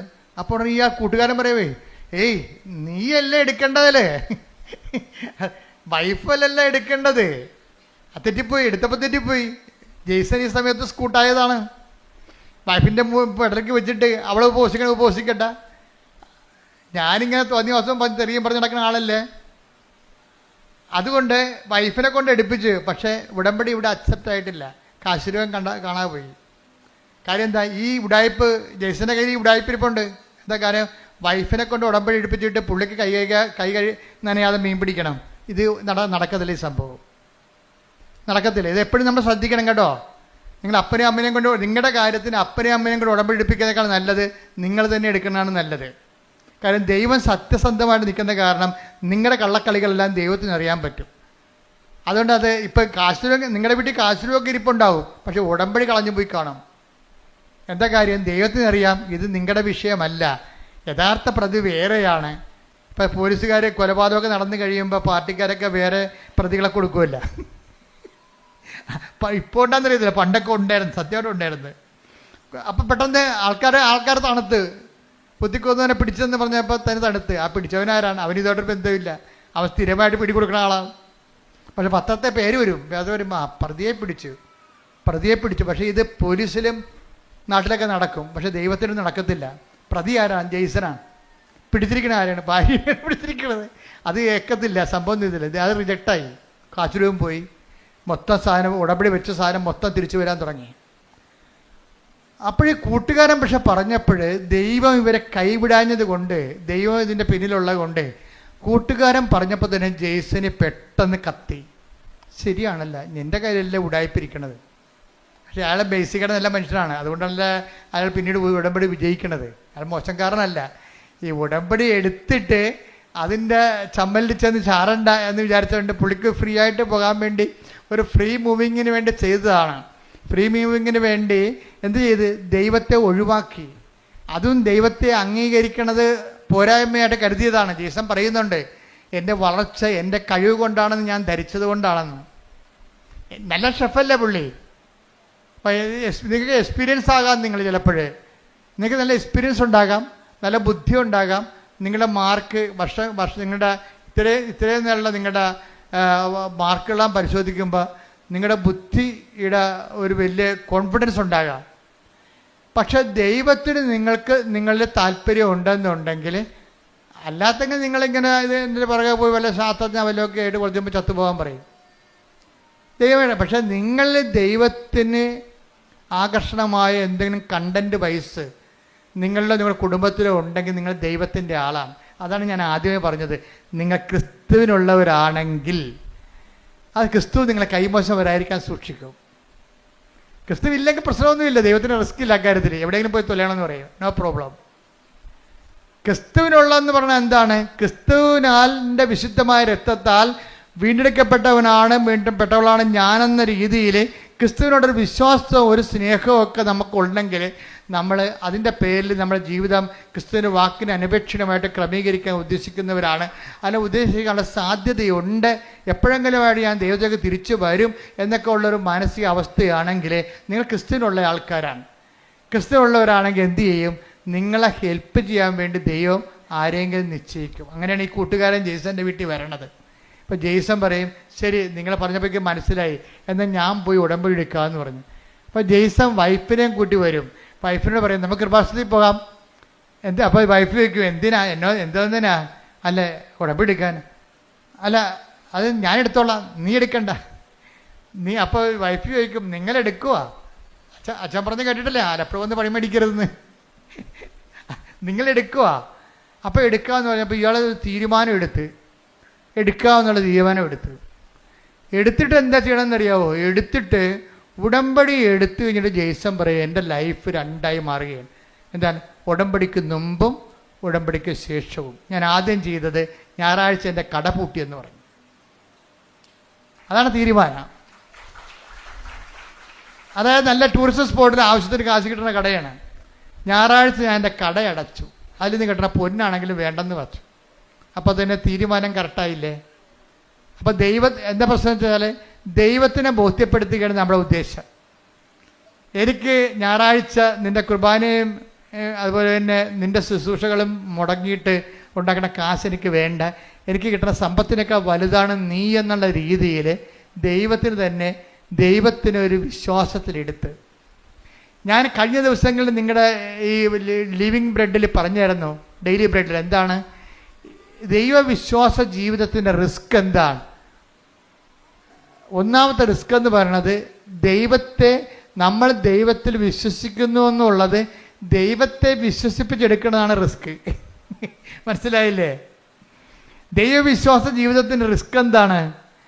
നമ്മൾ ദൈവത്തിൽ വിശ്വസിക്കുന്നു എന്നുള്ളത് ആദ്യം എന്ത് ചെയ്യണം? ദൈവത്തെ വിശ്വസിപ്പിച്ചെടുക്കണം. ഇത് നിങ്ങൾ ട്രൈ ചെയ്യുകയാണെങ്കിൽ എന്താ കാര്യം വെച്ചാൽ ദൈവത്തിൻ്റെ ഒരു മൈൻഡ് സെറ്റ് ഞാൻ മനസ്സിലാക്കിയെടുത്തോളൂ, മനുഷ്യന്മാരുടെ വിശ്വാസത്തിൽ വിശ്വാസമില്ലാത്ത ആളാണ്. യോഹന്നാൻ 2:24 എടുത്ത് ശ്രുതിക്കട്ടെ. ഹല്ലേലൂയ ഹല്ലേലൂയ ഹല്ലേലൂയ ഹല്ലേലൂയ. യേശുവേ നന്ദി, യേശുവേ സ്തുതി. ഹല്ലേലൂയ ഹല്ലേലൂയ. യോഹന്നാൻ 2:24. യോഹന്നാൻ 2:24. യേശുവാകട്ടെ അവരെ വിശ്വസിച്ചില്ല, അവരിൽ വിശ്വസിച്ചില്ല. കാരണം അവൻ അവരെയെല്ലാം അറിഞ്ഞിരുന്നു. ഇതാണ് കുഴപ്പം. ഈ കുഴപ്പം കിടക്കുന്ന കാലം നമ്മൾ തലകുത്തി മറിഞ്ഞാലും ദൈവം ഏക്കത്തില്ല. നമ്മൾ എങ്ങനെ വിശ്വസിക്കണം എന്ന് പറഞ്ഞാലും ഇനി ഉമ്പ് കളിച്ച് ദൈവത്തിനടുത്ത് ചെന്നാലും ഉരുളി നേർച്ച നടന്നാലും പറയും ഞാൻ അക്സെപ്റ്റ് ചെയ്യണില്ലെന്ന് പറയും. ഇതിൻ്റെ ദൈവവിശ്വാസ ജീവിതത്തിൽ ഏറ്റവും വലിയ റിസ്ക് എന്ന് പറയണത് നമ്മൾ ദൈവത്തെ വിശ്വസിക്കുന്നു എന്നുള്ളത് ദൈവത്തെ വിശ്വസിപ്പിച്ചെടുക്കുകയാണ്. അതാണ് ഇതിനകത്ത് ഏറ്റവും വലിയ റിസ്ക് ഞാൻ നോക്കിയിട്ട് കാണുന്നത്. ജെയ്സൺ ഈ റിസ്കിൽ ആദ്യഘട്ടം വിജയിക്കുകയാണ്. എന്താണ്? കട പൂട്ടി. ഞായറാഴ്ചയും കടവുള്ള ദിവസങ്ങളിലും കർത്താവിൻ്റെ ദിവസമായിട്ട് ആചരിക്കേണ്ടതല്ലേ, അതുകൊണ്ട് ആ ലാഭം വേണ്ടെന്ന് അവൻ തീരുമാനിച്ചു. അപ്പോൾ തന്നെ ആദ്യത്തെ ഇൻസ്റ്റാൾമെൻ്റായി ദൈവത്തെ നമ്മുടെ വിശ്വാസത്തിൽ എടുക്കുന്നതിലെ ആദ്യത്തെ ഇൻസ്റ്റാൾമെൻ്റായി. കാര്യം നമ്മൾ കോൺക്രീറ്റായിട്ട് ആ വിഷയത്തിൽ സ്റ്റെപ്പ് എടുത്തല്ല, ഡെഫിനിറ്റ് സ്റ്റെപ്പ് എന്ന് പറയും. കോൺക്രീറ്റ് ആൻഡ് ഡെഫിനിറ്റ് സ്റ്റെപ്പ് ദൈവത്തെ വിശ്വസിപ്പിക്കുന്നതിൽ കഴിഞ്ഞ ദിവസങ്ങളിൽ ഞാൻ പറഞ്ഞപ്പോൾ എനിക്ക് ഏറ്റവും ഇഷ്ടപ്പെട്ടത് ലിവിങ് ബ്രെഡ് നിങ്ങൾ കാണുന്നില്ലേ, എല്ലാ ദിവസവും ഉണ്ട്. അച്ഛൻ്റെ കൂടെ പ്രത്യക്ഷീകരണ പ്രാർത്ഥന ചെല്ലാനുള്ളൊരു അവസരമാണത്. ആ ഡെയിലി ബ്രെഡ് അതാ ദിവസത്തുള്ള വിഷയങ്ങൾ സമർപ്പിച്ച് പ്രാർത്ഥിക്കും. ഇപ്പം ജെയ്സൺ തന്നെ ഒരു ദിവസം രാവിലെ എഴുന്നേറ്റപ്പോൾ രാത്രി കിടന്നപ്പോൾ അദ്ദേഹം പറഞ്ഞു, നാളെ ഇൻ്റർവ്യൂ ആണ്, അച്ഛൻ്റെ ഡെയിലി ബ്രെഡ് അനുഗ്രഹ പ്രാർത്ഥന കണ്ടുകൊണ്ട് ഞാൻ വരും, എനിക്ക് വേറെ ആസ്തിയൊന്നുമില്ല. ഡൽഹിയിലാണ് ഇൻ്റർവ്യൂ, ഷെഫിൻ്റെ ഇൻ്റർവ്യൂ. അപ്പം അദ്ദേഹം മനസ്സിൽ തീരുമാനിക്കുകയാണ്, അച്ഛൻ്റെ ഡെയിലി ബ്രെഡ് കണ്ടുകൊണ്ട് ഞാൻ വരും, എനിക്ക് വേറെ ആസ്തിയൊന്നുമില്ല, ആ അനുഗ്രഹത്തിലാണ് ഞാൻ വന്നത്, നീ എന്നെ അനുഗ്രഹിക്കണം, എൻ്റെ ജീവിതം ഈ രീതിയിലാണ് ഇപ്പോൾ പോണതെന്ന് പറഞ്ഞു. അപ്പോൾ രാവിലെ ജെയ്സൺ ഓൺ ചെയ്തപ്പോൾ തന്നെ ഞാൻ പറയുന്നുണ്ട്, ഇന്നലെ രാത്രി ഇൻ്റർവ്യൂവിന് പോകാൻ വേണ്ടി ഇന്നത്തെ ഈ പ്രാർത്ഥനയുടെ ആശീർവാദം മേടിച്ചുകൊണ്ട് പോകാൻ വേണ്ടി ദൈവത്തോട് പറഞ്ഞ ഒരാളുണ്ട്, അയാളെ ഞാൻ ഈ സമയത്ത് അനുഗ്രഹിക്കണമെന്ന് പറയും. ഇതാണ് ദൈവമേഖല എന്ന് പറയണത്. കണ്ട, ദൈവത്തിലേക്ക് വരുമ്പോൾ കാര്യങ്ങളെല്ലാം മാറണം. കണ്ടില്ലേ? രാവിലെ എഴുന്നേറ്റപ്പോൾ തന്നെ ജെയ്സൺ മുട്ട എന്നുണ്ട് ലിവിങ് ബ്രെഡ് കൂടുമ്പോഴാണ് ഇൻ്റർവ്യൂവിന് പോകാൻ വേണ്ടി ആശീർവദിക്കണത്. ഇൻ്റർവ്യൂ പോകുന്ന എല്ലാവരെയും ആശീർവദിക്കുകയാണ്. അപ്പോൾ ജെയ്സൺ അതനുസരിച്ച് ഡൽഹി ഇൻ്റർവ്യൂവിന് പോവുകയാണ്. ഡൽഹിയിലാണ് ഈ സംഭവം നടക്കുന്നത്. ഇൻ്റർവ്യൂ പോകുമ്പോൾ ജെയ്സൺ പറയണത്, ഞാൻ 1.5 മണിക്കൂർ കസറിയെന്ന്. അവർ ഇൻ്റർനാഷണൽ ഇൻ്റർവ്യൂ ആണ്. ആദ്യത്തെ 12 പേര് ചികിത്സിക്കാന്ന് പറഞ്ഞ് ഇറങ്ങിപ്പോവുകയാണ്. അവരാരും എടുത്തില്ല. സംസാരിക്കാൻ പോലും 2-3 പ്രാവശ്യം സംസാരിച്ച് അവരെല്ലാം 5-6 പേര് ഇൻ്റർവ്യൂ ഇരിക്കും. ഇൻ്റർനാഷണൽ ഇൻ്റർവ്യൂ അല്ലേ. ആദ്യത്തെ സെക്ഷനിൽ നോക്കുമ്പോൾ ആൾക്കാർ ചുരുവിരാന്ന് ഇൻ്റർവ്യൂവിന് പോകണതും കാണാം, ഇറങ്ങി വരുന്നതും കാണാം. എല്ലാം റിജക്റ്റഡ് ആണ്. ഭയങ്കര ഷാർപ്പ് ഇൻ്റർവ്യൂ ആണ്. ഞാൻ ചെന്നതിന് ശേഷം എന്നോട് അവരൊന്നും പറഞ്ഞില്ല, എന്നോട് സംസാരിക്കാൻ അനുഭവിച്ചു. ഞാൻ 1/2 മണിക്കൂർ സംസാരിച്ചെന്ന്.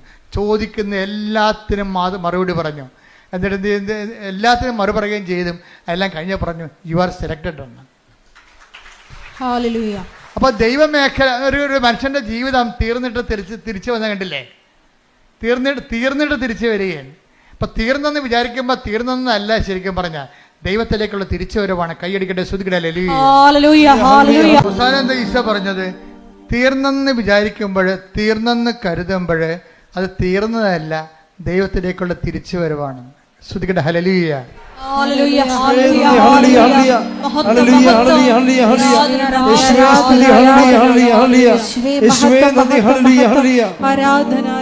അപ്പൊ ജെയ്സന്റെ കാലം എന്താ വെച്ച് കഴിഞ്ഞാൽ, ജെയ്സന്റെ ഈ ഉടമ്പടി എടുത്തതിന് ശേഷം ഈ മനുഷ്യൻ പരിശുദ്ധാത്മാവ് നിറഞ്ഞിട്ട് പിന്നെ ഞാൻ പറഞ്ഞ തിരക്കി പിടിച്ച് നടന്ന് ഉപവിപ്രവർത്തനങ്ങൾ ചെയ്യാൻ.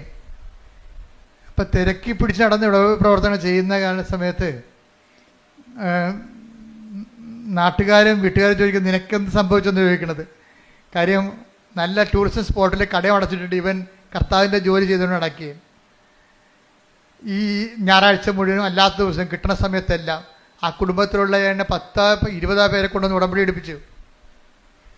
ജെയ്സൺ പറയണത് അവിടെ മുമ്പിലേ എനിക്ക് കിട്ടിയ അനുഗ്രഹങ്ങളല്ല സാക്ഷ്യം, ഞാൻ തന്നെയാണ് സാക്ഷ്യമെന്ന്. അതായത് എനിക്ക് കിട്ടിയ അനുഗ്രഹങ്ങൾ കണ്ടിട്ടല്ല അവർ ഉടമ്പടി എടുത്തത്, എന്താണ് എനിക്കുണ്ടായ മാറ്റം കണ്ടിട്ടാണെന്ന്.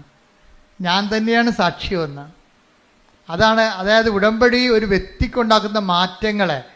അവനിപ്പോൾ അശുദ്ധ സംഭാഷണങ്ങളില്ല, എല്ലാവരോടും സ്നേഹമായി പെരുമാറും, സഹായിക്കേണ്ടവരെ തിരക്കി പിടിച്ച് നടന്ന് സഹായിക്കും, സുവിശേഷ വേല ചെയ്യുന്നതിന് കൊതിയോടും ആർത്തിയോടും കൂടി നടന്ന് സുവിശേഷ വേല ചെയ്യാൻ. അപ്പോൾ പെട്ടെന്ന് ജെയ്സൻ്റെ മനസ്സിൽ മാതാവ് ഒരു കാര്യം കാണിച്ചു. കാര്യം പരിചയമുള്ള 2 ഒരു ഭാര്യയും ഭർത്താവും പിരിഞ്ഞ് താമസിക്കാൻ. കാര്യം അവർ പ്രണയിച്ച് കല്യാണം കഴിച്ചവരാണ്, പക്ഷേ ഇപ്പം കണ്ട തമ്മിൽ കുത്തിക്കൊല്ലും. ഭർത്താവ് ഭാര്യയെ കൊല്ലാൻ നടക്കുകയാണ്. അപ്പോൾ നിങ്ങൾക്കെപ്പോഴും ഓർത്ത പ്രണയമൊക്കെ പറഞ്ഞ് ഭ്രാന്തി പിടിച്ച് നടക്കുന്ന ആൾക്കാർ ഓർക്കുക, അതിപ്പോഴത്തെ ഒരു ആവേശമാണ്. ആവേശം കെട്ടടങ്ങി കഴിയുമ്പോൾ നിങ്ങൾ ആരാണെന്നൊക്കെ മനസ്സിലായി, അവരാരാണെന്ന് മനസ്സിലാക്കി കഴിഞ്ഞാൽ ഇതിൻ്റെ അത്ര കുന്തോ ഇല്ല. ശരിക്കും പറഞ്ഞാൽ ഇപ്പം കൊല്ലാൻ നടക്കുകയാണ്. പണ്ട് അവരെ കെട്ടിക്കാത്തവരെ കൊല്ലാൻ നടന്ന പാർട്ടിയാണ് ഇപ്പം തന്നെത്താൻ തമ്മിൽ കൊല്ലാൻ നടക്കുകയാണ്. അപ്പം ജെയ്സനോട് മാതാവ് പറഞ്ഞ് അവരെ ഒന്ന് പോയി കാണാൻ പറഞ്ഞു. കാര്യം ഭർത്താവ് ഇടയ്ക്ക് നിന്ന് ഭാര്യ 35 വയസ്സേ അവർക്കുള്ളു, പേടിച്ച മറ്റേ മരുമകൻ്റെ വീട്ടിൽ പോയി താമസിക്കുകയാണ്. മരുമകൻ്റെ വീട്ടിൽ പോയി താമസിക്കുകയാണ്. അപ്പോൾ അത്രയും വിഷമത്തിലാണ് അവർ താമസിക്കുന്നത്, സങ്കടപ്പെട്ട് താമസിക്കുകയാണ്. അപ്പം പല ആൾക്കാരും പോലീസും പാർട്ടിയും പള്ളിയും ഒക്കെ ഇടപെട്ടിട്ട് ഈ വിഷയത്തിൽ തീരുമാനമില്ല. ഇപ്പം ജെയ്സൻ്റെ ദൈവത്തിന് ഈ ഉപവിപ്രവർത്തനം സുവിശേഷ പ്രവർത്തനം എന്നൊക്കെ പറയണതേ, ദൈവം എപ്പോഴും നോക്കണത് പ്രൊഫഷണലി തയ്യാർ ഓക്കെയാണോ, അവർക്കത് ചെയ്യാൻ ബാധ്യത ഉണ്ടായിട്ട് അവർ ചെയ്യണതല്ല കാര്യം, മറിച്ച് അവർക്കതൊരു വിളി ഉണ്ടാകണം. വിളിയും ബാധ്യതയും രണ്ടും 2 കാര്യങ്ങളാണ്. ഇപ്പം ഞാൻ കടലോരത്തൊരു അനക്കം ഉണ്ടായി ഓടിച്ചെല്ലും, എന്താ കാര്യം? അതിൻ്റെ വിളിയാണ്. ഞാൻ തുടങ്ങിയത് അവിടുന്നാണ്, ഞാൻ അവിടെ നിന്നാണ് കടലിൽ നിന്നാണ് തുടങ്ങിയത്, അതിൻ്റെ വിളിയാണ്. ആര് കടലും തിരക്കില്ല, ഞാൻ പോയി തിരക്കും. കാര്യം ഞാനൊരു ഓഫീസിൽ ഇരിക്കുന്നത് കൊണ്ടല്ല ഞാൻ തിരക്കണത്. ചിലർക്ക് ഓഫീസ് കൊടുത്താൽ മാത്രമേ അവരെൻ്റെ അടുത്ത് വരും. ഇപ്പോൾ വില്ലേജ് ഓഫീസർ വരും, തഹസിൽദാർ വരും, ബിക്കോസ് അവർക്ക് എൻ്റെ ഓഫീസുണ്ട്, അതുകൊണ്ട് വരുന്നതാണ്. ആ ഓരോ ഓഫീസില്ലെങ്കിൽ ഞാൻ പോകും. എന്താ കാര്യം? അത് വിളി വേറെ, ബാധ്യത വേറെ. ബാധ്യത എന്ന് പറഞ്ഞാൽ നമുക്കിട്ട് തന്നെ ഒരു ഒഫീഷ്യാലിറ്റി ഉള്ളതുകൊണ്ട് നമുക്കൊരു ബാധ്യത ഉണ്ടാകും. വിളി വേറെയാണ്. ഉപവി എന്നൊക്കെ പറയുന്നതൊരു വിളിയാണ്. ഇപ്പം ജെയ്സനെ സംബന്ധിച്ചിടത്തോളം വിളിയാണിത്. കാര്യം ഒരു വ്യക്തി, ക്രിസ്തു വിവാഹിയായ വ്യക്തി പ്രത്യേകിച്ച്, അവർ പിരിഞ്ഞ് താമസിക്കുക പാപത്തിൻ്റെ മേഖലയിലാണ് അവർ താമസിക്കുന്നത്. അപ്പോൾ തമ്മിൽ കണ്ട കൊല്ലാൻ നടക്കുന്ന ആൾക്കാരെ എങ്ങനെ യോജിപ്പിക്കാൻ? എല്ലാവരും പരാജയപ്പെടുകയാണ്. കാര്യം ആ മിഷണറി അവിടെ വർക്ക് ചെയ്യുന്നില്ല. അപ്പോൾ ജെയ്സ എന്താ ചെയ്യുകയെന്ന് വെച്ച് കഴിഞ്ഞാൽ, ഇവിടുന്ന് കിട്ടിയ ധ്യാനത്തിൻ്റെ പശ്ചാത്തലത്തിൽ പുള്ളിക്കാരൻ വചനം തുറന്നിട്ട്, മാതാവേ ഞാനിതിന് പോകണോ വേണ്ടയോ എന്ന് ചോദിക്കും. എന്നിട്ട് കണ്ണടച്ചിട്ട് ബൈബിൾ കുത്തിവെക്കും. കുത്തി നോക്കുമ്പോൾ വചനം നോക്കുമ്പോൾ മറിയം എലിസബത്തിൻ്റെ വീട്ടിൽ പോണത് കാണും. അപ്പം നമ്മൾ ദൈവത്തെ അന്വേഷിച്ചാൽ എന്താണ്? ദൈവം സമീപസ്ഥനാണ്. ദൈവത്തെ അന്വേഷിക്കുന്നവർക്ക് അവിടെ നിന്ന് സങ്കീർത്തനം 145:18. തന്നെ വിളിച്ചപേക്ഷിക്കുന്നവർക്ക് ഏറ്റു പറഞ്ഞേ, തന്നെ വിളിച്ചപേക്ഷിക്കുന്നവർക്ക് ഹൃദയ പരമാർത്ഥതയോടെ വിളിച്ചപേക്ഷിക്കുന്നവർക്ക് കർത്താവ് സമീപസ്ഥനാണ്. വാക്ക് കണ്ട സെസ് ചെയ്തിരിക്കുകയാണ്. തന്നെ വിളിച്ചപേക്ഷിക്കുന്നവർക്കല്ല, പിന്നെ ആർക്കാണ്? ഹൃദയ പരമാർത്ഥതയോടെ. അല്ലെങ്കിൽ ഇപ്പം നിങ്ങളുടനെ പോയിട്ട് അപ്പം തന്നെ എന്നാൽ അച്ഛൻ പറഞ്ഞല്ലേ എന്നാൽ കുത്തിയേക്കാന്ന് ചെയ്തിട്ടുണ്ട്, കണ്ണ് ബാബാ അടിച്ചിട്ട് കുത്തും, ബൈബിളും കീറിപ്പോവും. അതെന്താ കാര്യം? ഹൃദയ പരമാർത്ഥതയുള്ള ടെസ്റ്റ് ചെയ്യാൻ വേണ്ടിയാ, ഒക്കുവോ നോക്കാൻ വേണ്ടി. അതല്ല ഹൃദയ പരമാർത്ഥത. ഇത് പരമാർത്ഥതയുണ്ട് ഇതിൻ്റെ അകത്ത്. എന്താ പരമാർത്ഥത എന്ന് പറഞ്ഞാൽ എന്താണ്? എന്ത് ചെയ്യണം? ഇയാളെ കൊല്ലാൻ നിൽക്കുകയാണ്, വൈഫിനെ കണ്ടാൽ കൊല്ലാൻ നിൽക്കുകയാണ്. അയാളടുത്ത് വൈഫിനെ കൊണ്ടുവന്ന കൊലപാതകം നടത്തി കഴിഞ്ഞാൽ ഞാൻ ഉത്തരവാദിത്വം പറയണ്ടേ? അപ്പം അത് ദൈവം ആഗ്രഹിക്കുന്നുണ്ടോ എന്ന് ചോദിച്ചിട്ട് വിശ്വാസപ്രമാണം ചൊല്ലിട്ട് ബൈബിള് കൈവെക്കുമ്പോൾ കാണുന്നത് മറിയം എലിസബത്തിൻ്റെ വീട്ടിലോട്ട് പോണതാണ്. അപ്പോൾ മനസ്സിലായി, നേരെ ഈ മനുഷ്യൻ ഈ ഭർത്താവിൻ്റെ അടുത്ത് കൊല്ലാൻ നിങ്ങളുടെ ഭർത്താവിൻ്റെ അടുത്ത് ചെല്ലും, ചെന്നിട്ട് നേരെ സംസാരിക്കും. കർത്താവിനാൽ അയക്കപ്പെട്ടവനായിട്ട് സംസാരിക്കും. കർത്താവിനാൽ അയക്കപ്പെട്ടവൻ സംസാരിച്ചു കഴിഞ്ഞാൽ ആളെ പെട്ടെന്ന് ഫ്ലാറ്റാകും. പിശാചിൻ്റെ പരിപാടി അതാണല്ല. കർത്താവിനെ കണ്ടു കഴിയുമ്പോൾ അവൻ പതുങ്ങത്തില്ലേ? ചൈതന്യം കാണുമ്പോൾ പതുങ്ങില്ല. അപ്പോൾ ഉടനെ അയാൾ പതുങ്ങി. അയാൾ പറഞ്ഞ് എനിക്ക് പ്രശ്നങ്ങളൊന്നുമില്ല, പക്ഷെ ഞങ്ങൾ തമ്മിൽ ഒരിക്കലും യോജിക്കാൻ പറ്റാത്ത അകന്ന് പോയെന്ന് പറയും. അപ്പോൾ ജേസൺ പറയും, ഒരു ശരി, നിങ്ങൾ എൻ്റെ കൂടെ വാ, ഞാൻ നിങ്ങളെ കൊണ്ടുപോകാമെന്ന് പറയും. അപ്പോൾ അങ്ങനെ കൊണ്ടുപോയി വൈഫിൻ്റെ വീട്ടിൽ കൊണ്ടുപോകും. വൈഫിൻ്റെ വീട്ടിൽ കൊണ്ടുപോയി ഈ ഇത്തരം കൊല്ലാനിരിക്കണ ഭർത്താവിനെ വൈഫിൻ്റെ വീട്ടിൽ നേരത്തെ കൊണ്ടുവരിക. വൈഫിൻ്റെ വീട്ടിലല്ല, മരുമകൻ്റെ വീട്ടിൽ കൊടുക്കുകയാണ്. അപ്പം മരുമകനും മകളും കൂടി പറയും, എൻ്റെ അമ്മേനെ തന്നിവിടത്തില്ലേ, അവർ കൊല്ലുമെന്ന് പറയും. അപ്പം ജെയ്സൺ പറയും, മാതാവ് വിളിച്ചിട്ടാണ് വരുന്നത്, കൊല്ലട തിന്നട ജീവിക്കുക, അപ്പം അമ്മ ജീവിപ്പിക്കുമെന്ന് പറയും. അപ്പം ആ വിഷയത്തിൽ കൃത്യമായ മറുപടിയാണ് പറയണത്. അല്ലാതെ അങ്ങനെയല്ല ഇങ്ങനെയാണെന്നല്ല പറയണത്, കട്ടാൻ്റെ ആയിട്ടാണ് പറയണത്. മാതാവാണ് ഇത് വിളിച്ചിരിക്കണത്, അതുകൊണ്ട് കൊല്ലാൻ പറ്റത്തില്ല എന്ന് പറയും. ഉടനെ അവർ ഇറങ്ങി വരും. അവരിറങ്ങി വന്നിട്ട് ഇവർ ഒരുമിച്ച് ജീവിക്കും. ഇപ്പം കുറേ നാളായി അവർ ഒരുമിച്ച് ജീവിക്കുകയാണ്.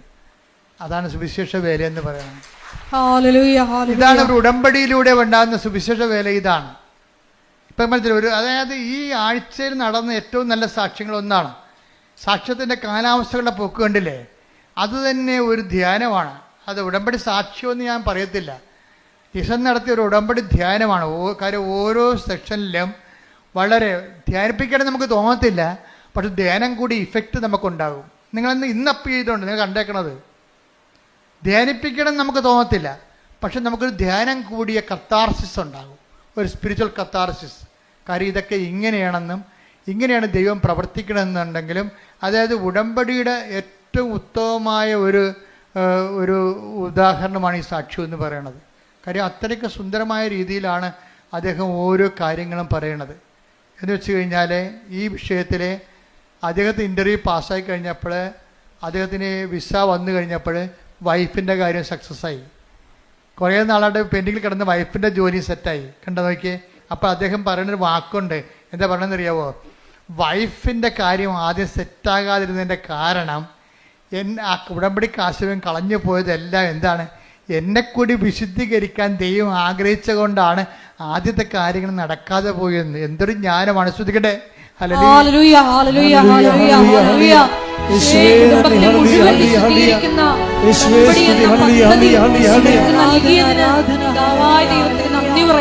ഇതാണ് അച്ഛൻ ആദ്യം പറഞ്ഞതിന്റെ കാരണം. ഉടമ്പടിയിൽ എപ്പോഴും നമ്മുടെ റിസ്ക് എന്ന് പറയണത് നമ്മളെ വിശ്വസിക്കുന്നു എന്നുള്ള കാര്യം ദൈവത്തെ വിശ്വസിപ്പിച്ചെടുക്കണം. അതിനാണ് ഞാൻ നിങ്ങളോട് പറയുന്നത്, നിങ്ങൾ വെയിലത്തോ മഴയത്തോ എപ്പോഴാണ് ഈ പത്രമൊക്കെ കൊണ്ട് കൊടുക്കണം. പേരപ്പിക്കാൻ വേണ്ടി കൊടുക്കുകയെ ചില ആൾക്കാർ, അവിടെയും കൊടുത്ത് അവിടെയും കൊടുത്ത് ഇവിടെയും കൊടുത്ത്. എത്ര പെട്ടെന്ന് ആ 18 നമ്മുടെ ഉത്തരവാദിത്തം തീർന്നു. സൈക്കിൾ വന്ന് ബെല്ലടിച്ചു, ഞാൻ പറഞ്ഞു മാറി നിൽക്കുക, എൻ്റെ വില കുറ്റമില്ല, 1 2 3 അങ്ങനെ പത്രം കൊടുക്കണവരുണ്ട്. അങ്ങനെ പത്രം കൊടുക്കുക, എൻ്റെ വില കുറ്റമില്ല, ഞാൻ 18 പേർക്ക് കൊടുത്ത്. ഇത് അങ്ങനെയല്ല. ചില ആൾക്കാർ നിന്ന് അവരുടെ അനുഭവങ്ങൾ പറയും. ഇത് ഏറ്റവും വലിയ സംഭവം എന്താണ്? പത്രം കൊടുപ്പ് തന്നെയാണ് ഉടമ്പടിയിൽ. എന്താ കാര്യം? മറ്റുള്ളവരെ വിശ്വാസത്തിലേക്ക് കൊണ്ടുവരിക. അതാണ് എൻ്റെ വലിയ സംഭവം. നിങ്ങളുടെ പ്രത്യക്ഷയുടെ പ്രാർത്ഥനയ്ക്ക് 3 മാർക്കാണ്, സുവിശേഷ വേലയ്ക്ക് 20 മാർക്കാണ് ഉള്ളത്. അതാണ് വ്യത്യാസം വന്നിരിക്കണം. ഇവിടെ ഞാൻ പത്രം കൊടുക്കുന്ന കാര്യം പറഞ്ഞപ്പോൾ എനിക്ക് ആദ്യമേ അമ്മ എന്നോട് പറഞ്ഞ് പത്രപ്രേക്ഷിതത്വം തുടങ്ങണം. എന്ത് 2013 പറഞ്ഞാണ്. ഞാൻ വേളാങ്കണ്ണി നിൽക്കുമ്പോൾ വിജയകുമാറിനോട് ഞാൻ പറഞ്ഞു, അമ്മ പത്രപ്രേക്ഷിതത്തെക്കുറിച്ച് ഹോസ്പിറ്റൽ മിഷനെക്കുറിച്ച് പറയുന്നു എന്ന് പറഞ്ഞു. അപ്പോൾ തഞ്ചാവൂരിൽ നിന്ന് ഞങ്ങൾ കോയമ്പത്തൂരിലേക്ക് കയറി പോകുമ്പോൾ തിരിച്ച് കോയമ്പത്തൂരിലേക്ക് വരുമ്പോൾ വിജയകുമാർ ചോദിച്ചു, നമ്മൾ ഹോസ്പിറ്റൽ മിഷൻ നടത്തുമെന്ന് പറയുമ്പോൾ നമ്മളൊരു മിഷൻ ഹോസ്പിറ്റൽ സ്ഥാപിക്കുകയല്ലേ ചെയ്യാമെന്ന് പറഞ്ഞു. അപ്പോൾ ഞാൻ പറഞ്ഞു, മിഷൻ ഹോസ്പിറ്റലൊന്നും നമ്മുടെ പരിപാടിയല്ല. ഹോസ്പിറ്റലിൽ കൊണ്ടുപോയി നമ്മൾ സുവിശേഷ വേല ചെയ്യും. അതിന് താല്പര്യമുള്ള ആൾക്കാർക്ക് പത്രം കൊടുത്തു വിടും ഫ്രീ ആയിട്ട്. അപ്പോൾ ഉടനെ വിജയകുമാർ സാറ് 10,000 രൂപയുടെ 10,000 പത്രം അടിക്കാനുള്ള പൈസ വന്നു. ഞങ്ങൾ രണ്ടും കൂടി ഇവിടെ വന്ന് തങ്കച്ചേനൊക്കെ വിളിച്ചു കൂട്ടി, എല്ലാവരും സണ്ണി എല്ലാവരും വിളിച്ചു കൂട്ടിയിട്ട് ജോമളെല്ലാം കൂടി ഇട്ട് തുടങ്ങി പരിപാടി. പത്രം കൊടുക്കാനുള്ളവർ, പ്രാർത്ഥിച്ചു കൊടുക്കാനുള്ളവർ വരാൻ പറഞ്ഞു. വരാമെന്ന് പകുതി മാത്രമേ കത്തോലിക്സ് വരുന്നുള്ളൂ. ബാക്കി എല്ലാവരും പകുതിയോളം വന്നവരെല്ലാം നോൺ ക്രിസ്ത്യൻസ് ആയിരുന്നു. അവർ എല്ലാ സ്ഥലങ്ങളിലും പോയി കണ്ണ് കാണാൻ മേലാത്ത അപ്പാപ്പന്മാരുടെ മുമ്പിൽ ഇരുന്നുകൊണ്ട് പത്രം വായിച്ചു കൊടുത്തവർ. കാര്യം എന്താണ്? വിശേഷ വിദ്യയായി നിങ്ങൾ എന്താണ് ചെയ്യണത്? എപ്പോഴും നമ്മൾ ശ്രദ്ധിക്കണം. കർത്താവിൻ്റെ മനസ്സറിഞ്ഞ് വേണം നമ്മൾ ഈ സംഭവം ചെയ്യാൻ. കർത്താവ് ചോദിക്കണത് എന്താണ്? നിങ്ങളെ ചോദിക്കുന്നിടത്തോളം തന്നെ കൊടുത്തിടത്തോളം തന്നെ തിരിച്ചു കിട്ടുമെങ്കിൽ പാപികൾക്ക് കടം കൊടുക്കത്തില്ലേ? നിങ്ങൾ വിശേഷ വിദ്യ എന്താണ് ചെയ്യണം? എല്ലാ കാര്യങ്ങൾക്കും എക്സ്ട്രാ എന്താണ് ചെയ്യണമെന്ന് ചോദിക്കും. അതുപോലെ തന്നെ ഉടമ്പടിയിലുമുള്ള ദൈവത്തിൻ്റെ മനസ്സറിഞ്ഞ് വേണം ഉടമ്പടി ചെയ്യാൻ. എക്സ്ട്രാ എന്താണ് ചെയ്യണത്? ഇവിടുന്ന് പറയണ കാര്യങ്ങളല്ല. നിങ്ങൾ ദൈവത്തെ കണ്ടെത്തി കഴിയുമ്പോൾ, ദൈവത്തിൻ്റെ കൃപയിൽ അഭിഷേകം കിട്ടിക്കഴിയുമ്പോൾ, നിങ്ങൾ ദൈവത്തിന് വേണ്ടി ചെയ്യുന്ന തനത് പ്രേക്ഷിത പ്രവർത്തനങ്ങളുണ്ട്. അതാണ് നിങ്ങൾ രക്ഷപ്പെടുത്തത്തുള്ളത്. എന്ന് വെച്ച് കഴിഞ്ഞാൽ പെട്ടെന്ന് സ്പീഡാപ്പാണ് തനത് പ്രേക്ഷിത പ്രവർത്തനങ്ങൾ. പ്രാർത്ഥിക്കുക, കർത്താവായ ദൈവമേ, ഇവിടുന്ന് പറഞ്ഞത് കൂടാതെ എന്റേതായിട്ടുള്ള സ്വന്തമായി ദൈവം എന്നിൽ നിന്ന് ആഗ്രഹിക്കുന്നത് കണ്ട് മനസ്സിലാക്കി നടപ്പിൽ വരുത്തുവാൻ എനിക്ക് പ്രത്യേക അഭിഷേകം നൽകണമേ. ശ്രുതികടേ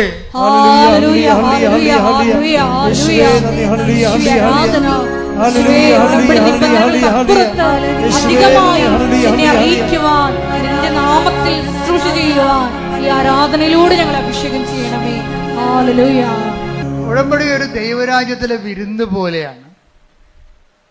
എന്താ കാര്യം? കർത്താവിൻ്റെ കഥ നിങ്ങൾ വഴിക്കവലകളിലും നാൽക്കവലകളിലും ചെന്നിട്ട് കൊള്ളാവുന്നവരെയും കൊള്ളരുതാത്തവരെയും ഒക്കെ വിരുന്നിന് വിളിക്കാൻ പറഞ്ഞിരിക്കുകയാണ്. ദൈവത്തിൻ്റെ തിരുസന്നിധിയിൽ കൊള്ളരുതാത്ത, ഇപ്പം ജെയ്സൺ തന്നെ ആദ്യകാല ജീവിതങ്ങൾ മോശം ജീവിതമല്ല. ഞാൻ മോശം ജീവിതം എന്ന് വെച്ച് കഴിഞ്ഞാൽ 5 പള്ളിയുണ്ട് അങ്ങക്ക് ചുറ്റും. ഒറ്റപ്പള്ളിയിലും പോയി കുർബാന കാണത്തില്ല, മുഴുവൻ കാണത്തില്ല. അതല്ലേ മോശം ജീവിതം എന്ന് പറയണത്. അപ്പോൾ കൊള്ളാവുന്നവരെയും കൊള്ളരുതാത്തവരെയും ഒക്കെ take the word of God. Mathai 22:9-10. അതിനാൽ നിങ്ങൾ വഴിക്കവലകളിൽ ചെന്ന് അവിടെ കണ്ടെത്തുന്നവരെ എല്ലാം വിവാഹ വിരുന്നിന് ക്ഷണിക്കുവിൻ. ആ ഭൃത്യന്മാർ നിരത്തുകളിൽ ചെന്ന് ദുഷ്ടരും ശിഷ്ടരും ഉൾപ്പെടെ കണ്ടെത്തിയവരെ എല്ലാം വിളിച്ചുകൂട്ടി. അങ്ങനെ വിരുന്നുശാല അതിഥികളെ കൊണ്ട് നിറഞ്ഞു. വിരുന്നുശാല നിറഞ്ഞിരിക്കണം, കണ്ടില്ലേ? അതിഥികളെ കൊണ്ട് കൊള്ളരുതാത്തവരെല്ലാം ഉണ്ട് വിരുന്നുശാല. പക്ഷെ ഒരു പ്രശ്നമുണ്ട്. ഇനി യജമാനെ വിളിച്ചു ചേർത്ത് യജമാനം വരും. അപ്പോഴാണ് പ്രോബ്ലം. വായിച്ച്. അതിഥികളെ കാണാൻ രാജാവ് എഴുന്നള്ളിയപ്പോൾ വിവാഹ വസ്ത്രം ധരിക്കാത്ത കിടക്കുന്ന ചട്ടിങ്കലോ എന്താ കാര്യം? വിവാഹ വസ്ത്രം ധരിക്കാത്ത ഒരാളെ അവിടെ കണ്ടു. രാജാവ് അവനോട് ചോദിച്ചു, സ്നേഹിത, പല്ല് തേക്കാത്തവനെ, വിവാഹ വസ്ത്രം ധരിക്കാതെ നീ ഇവിടെ പ്രവേശിച്ചത് എങ്ങനെ? അവൻ മൗനം അവലംബിച്ചു, മിണ്ടിയില്ല. അപ്പൊ അതിന്റെ കാര്യം 5-10 കേസുണ്ട്. 5-10 കേസുണ്ട്. പക്ഷെ ഒരു പ്രശ്നമുണ്ട്. ഇതിൽ നിന്ന് തൽക്കാലം കേസിലും ജാമ്യത്തിനായിട്ട് ഉടമ്പടി ചെയ്തിരിക്കണത്. പക്ഷെ മനസ്സിരിപ്പ് എന്താണ്? ജാമ്യം കിട്ടിയാലും അവരുടെ ആയിട്ട് പണി കൊടുക്കുമെന്ന്. അതല്ലേ? അതാണ് പ്രശ്നം. കൊള്ളരാവുന്നവരെയും കൊള്ളരുതാത്തവരെയും വിളിച്ചിരിക്കുകയാണ്. നിങ്ങളാരും തെറ്റിദ്ധരിക്കൊന്നും വേണ്ട.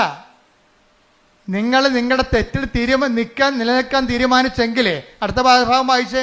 അപ്പോൾ രാജാവ് പരിചാരകന്മാരോട് പറഞ്ഞു. ആരോട്? എന്താ സ്നേഹിത, വിവാഹ വസ്ത്രം എവിടെയെന്ന്? എന്താ കാര്യം? കൃപയാണ് വിവാഹ വസ്ത്രം. ആദ്യം കൃപ നഷ്ടപ്പെട്ട കക്ഷികളാണ് ഇല കൊണ്ട് തുണി ഉണ്ടാക്കി, അത്തി ഇല കൊണ്ട് തുണി ഉണ്ടാക്കി ജീവിച്ചിട്ട് അവസാനം ദൈവം ഗെറ്റ് ഔട്ട് അടിച്ചത്. അടുത്ത ഗെറ്റ് ഔട്ട് അടി തന്നെ കണ്ടില്ലേ? ആദ്യം ആദ്യത്തിനും ഗെറ്റ് ഔട്ട് അടിച്ചില്ലേ? എന്താ കാര്യം? ദൈവത്തിൻ്റെ കൽപ്പനകൾ പാലിച്ചില്ല. അതുകൊണ്ട് പിന്നെ പുറത്തിറക്കിയപ്പോഴാണ് അവന്മാർക്ക് തുണിയില്ലെന്ന് മനസ്സിലായത്. അങ്ങനെ അത്തി ഇല തുണി ഉണ്ടാക്കിയതാണ്. അങ്ങനെ ആളെ പാക്ക് ചെയ്ത് ഇപ്പം വീണ്ടും യജമാനം കയറി വരുമ്പോൾ എന്താ പറയുക? വിവാഹ വസ്ത്രമില്ലാത്ത, കൃപയില്ലാത്ത ആൾക്കാർ കണ്ടെത്തിയെന്ന്. അപ്പോൾ സ്നേഹിത, എന്താ വായിച്ചോളൂ.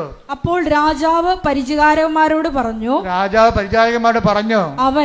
അവനെ കൈകാലുകൾ കെട്ടി പുറത്തെ അന്ധകാരത്തിലേക്ക് വലിച്ചെറിയുക.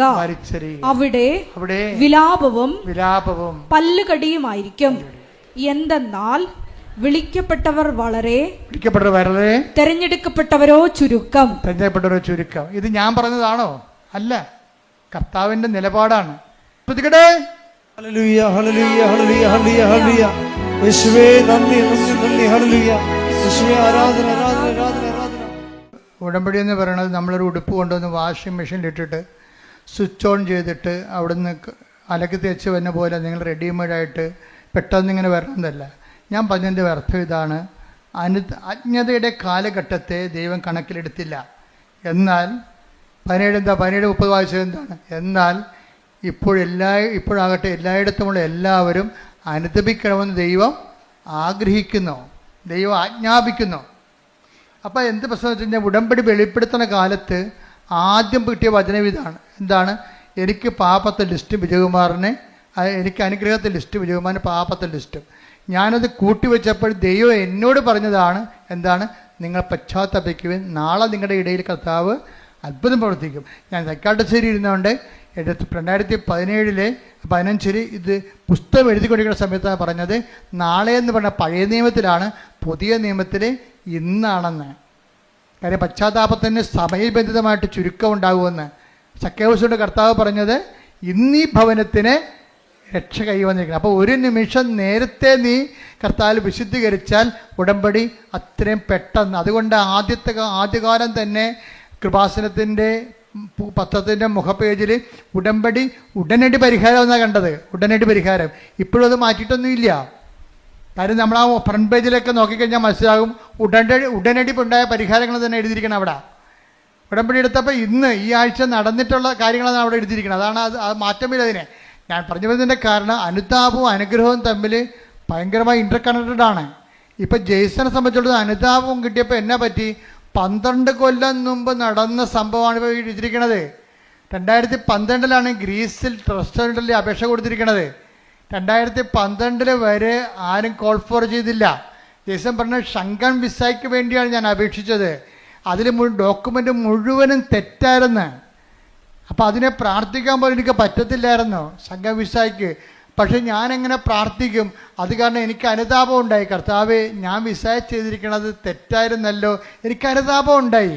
അനുതാപം ഉണ്ടായപ്പോൾ 12 പോയിട്ട് 24 ആയപ്പോൾ ജെയ്സൺ അനുദപിച്ചപ്പോൾ എന്ത് ചെയ്ത് അവർ ആ 12 കഴിഞ്ഞിട്ട് 10 വർഷത്തിന് ശേഷം ആ വിസ കോൾ ഫോർ ചെയ്യുകയാണ്.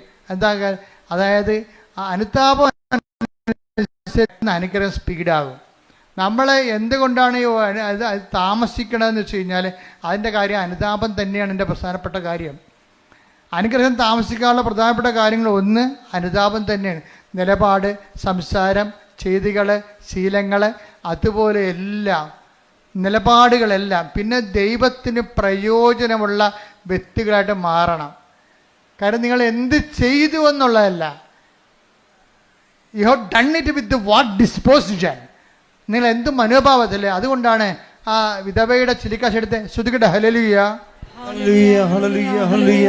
യേശുവേ നന്ദി. ഹല്ലേലൂയ, ഹല്ലേലൂയ, ഹല്ലേലൂയ. യേശുവേ ആരാധന, ആരാധന, ആരാധന, ആരാധന. യേശുവേ നന്ദി. മഹത്വം മഹത്വം മഹത്വം. ഹല്ലേലൂയ ഹല്ലേലൂയ ഹല്ലേലൂയ. ലൂക്ക 21:2.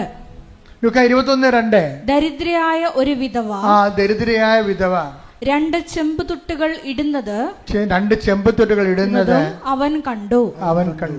അവൻ പറഞ്ഞു, ദരിദ്രയായ ഈ വിധവ മറ്റെല്ലാവരെയും കൂടുതൽ നിക്ഷേപിച്ചിരിക്കുന്നു എന്ന് സത്യമായി ഞാൻ നിങ്ങളോട് പറയുന്നു. അപ്പൊ അച്ഛൻ നേരത്തെ പറഞ്ഞില്ലേ, ദൈവത്തെ വിശ്വസിക്കുന്നതല്ല വിഷയം, ദൈവത്തെ കൊണ്ട് വിശ്വസിപ്പിച്ചെടുക്കുന്നതിലാണ് വിഷയം. അതാ റിസ്ക്. ഇപ്പൊ മറ്റെല്ലാവരെയും കാണാന്ന് പറഞ്ഞില്ലേ, ചാക്ക് കണക്കിന് ചില്ലിക്കാശ് പണ്ടാരത്തെ തള്ളിയ ആൾക്കാരുണ്ട്, അവരെ ദൈവം വിശ്വസിക്കണില്ല. അതാ ഒരു ഉപജീവനത്തിലുള്ള വക മാത്രം ഉണ്ടായിരുന്ന ആളാണ് ഇട്ടിരിക്കണത്, അതിലാണ് ദൈവം വിശ്വസിക്കണത്. വാട്ട് ഡിസ്പോസിഷൻ, നമ്മുടെ മനസ്സിലിരിപ്പ് എന്താണെന്നാ. കഴിഞ്ഞ ഒരു 6 മാസം മുമ്പ് ഒരു സാക്ഷ്യം ഞാൻ കണ്ടായിരുന്നു. അതായത് കാല് പഴുത്തിരിക്കുകയാണ്, കാല് പഴുത്തിട്ട് ആ പഴുത്ത കാലും വെച്ചുകൊണ്ട് തൊത്തിയും മുടന്തിയും പോയി പത്രം കൊടുത്തുകൊണ്ടിരിക്കണേ. അത് എല്ലാ വീട്ടിലും ഇങ്ങനെ ഈച്ച വാർത്ത് കർത്താവിനെ കുറിച്ച് സംസാരിച്ചുകൊണ്ടിരിക്കും. അതാണ് വിശേഷവിധിയായി നിങ്ങൾ എന്താണ് ചെയ്യണത്. അവിടെ സാക്ഷ്യം കേൾക്കണം. എൻ്റെ ദൈവപൈതലേ, കർത്താവ് നിന്റെ ഡിസ്പോസിഷൻ കറക്റ്റാണെങ്കിലേ, നീ ആത്മാർത്ഥമാണ് ദൈവത്തെ സ്നേഹിക്കണം, ദൈവത്തിന് ഒരു നിമിഷം വിശ്വസിക്കാൻ കഴിഞ്ഞാൽ അപ്പക്കത്ത് ഉടമ്പടി. എന്താ കാര്യം വെച്ച് കഴിഞ്ഞാൽ നീ സത്യസന്ധയാണ്, ദൈവത്തെ മനസ്സിലാകും. ഉടമ്പടി വിശ്വാസത്തെക്കാൾ ഉപരി വിശ്വസ്തയുടെ പദ്ധതിയാണ്. കൈയടിക്കട്ടെ, ശ്രുതിക്കട്ടെ.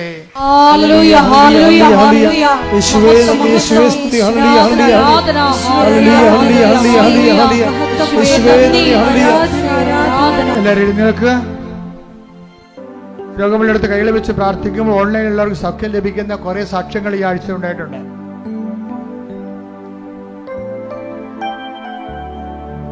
അച്ഛൻ പ്രാർത്ഥിച്ചുകൊണ്ടേയിരിക്കും.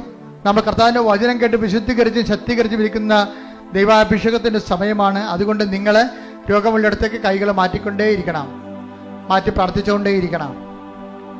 നിങ്ങളുടെ ബന്ധുക്കൾ, സ്വന്തപ്പെട്ട സഹോദരങ്ങൾ ഇവിടെ ഇല്ല എന്നുണ്ടെങ്കിൽ അവർക്ക് വേണ്ടി നിങ്ങൾക്ക് നിങ്ങളുടെ ശരീരത്തെ കൈവച്ച് പ്രാർത്ഥിക്കാവുന്നതാണ്. എല്ലാം കാണുന്ന ദൈവം എല്ലാത്തിനും റെക്ടിഫൈ ചെയ്യട്ടെ. ശ്രദ്ധിക്കട്ടെ.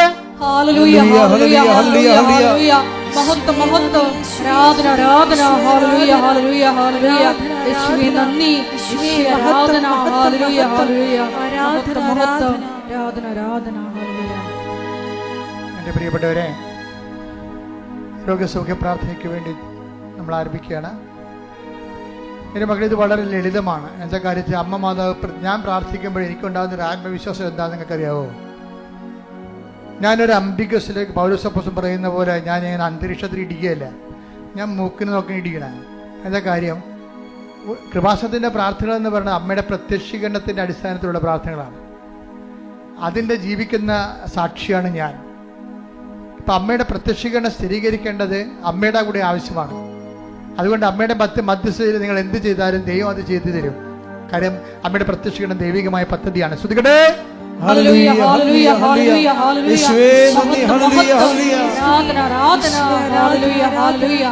വിശ്വാസ പ്രമാണം ചെല്ലാൻ അറിയാൻ പാടില്ലാത്ത സ്തുതിച്ചുകൊണ്ടിരുന്നാൽ മതി. സ്തുതിപ്പും അറിയാൻ പാടില്ലാത്ത ഒരു യേശുവേ സ്തോത്രം, യേശുവേ നന്ദി, യേശുവേ ആരാധന പറഞ്ഞുകൊണ്ടിരിക്കണം. സ്തുതിക്കട്ടെ. ഹല്ലേലൂയ. കർത്താവേ, നിന്റെ ഉന്നതമായ നാമത്തിന് സ്തോത്രം ചെയ്യുന്നു. കർത്താവിന്റെ വിശുദ്ധ പൗരോഹിത്യത്തെ മഹത്വപ്പെടുത്തണമേ. കർത്താവ് സഭയിലുള്ള സാന്നിധ്യം പ്രകടമാക്കണമേ. 39 വർഷം ഞാൻ അർപ്പിച്ച കൃപാന്റെ യോഗ്യതയാണ്. കൃപാസ്ഥാനത്താറെ ജീവനോടെ പ്രത്യക്ഷപ്പെട്ട പരിശുദ്ധ അമ്മയുടെ മാധ്യസ്ഥ കർത്താവെ, നിന്റെ തിരുമുറിവാകുന്ന വലതുകരം അനുഗ്രഹത്തിന്റെ അഭിഷേക കരങ്ങള് അങ്ങനെ മക്കളുടെ ശിരസ് വെക്കണമേ. അടിപ്പിണർ പോലെ, വൈതാക്കാലം പോലെ ദൈവികമായ ശക്തി നിങ്ങൾക്ക് ഇടിച്ചിറങ്ങട്ടെ. കർത്താവിന്റെ കരുണ, കർത്താവിന്റെ വിശുദ്ധമായ രക്തം, കർത്താവിന്റെ ശക്തി, സ്വർഗീയ ശക്തി, ദൈവിക ശക്തി, സുവിശേഷത്തിന്റെ ശക്തി ഈ നിമിഷം ഇടിച്ചിറങ്ങട്ടെ. ആന്തരിക രോഗങ്ങള്, മാനസിക രോഗങ്ങള്, ആത്മഹത്യാ ബോധങ്ങള്, അതുപോലുള്ള എല്ലാവിധ രോഗങ്ങള് യേശുവിന്റെ നാമത്തില് മാറിപ്പോകട്ടെ.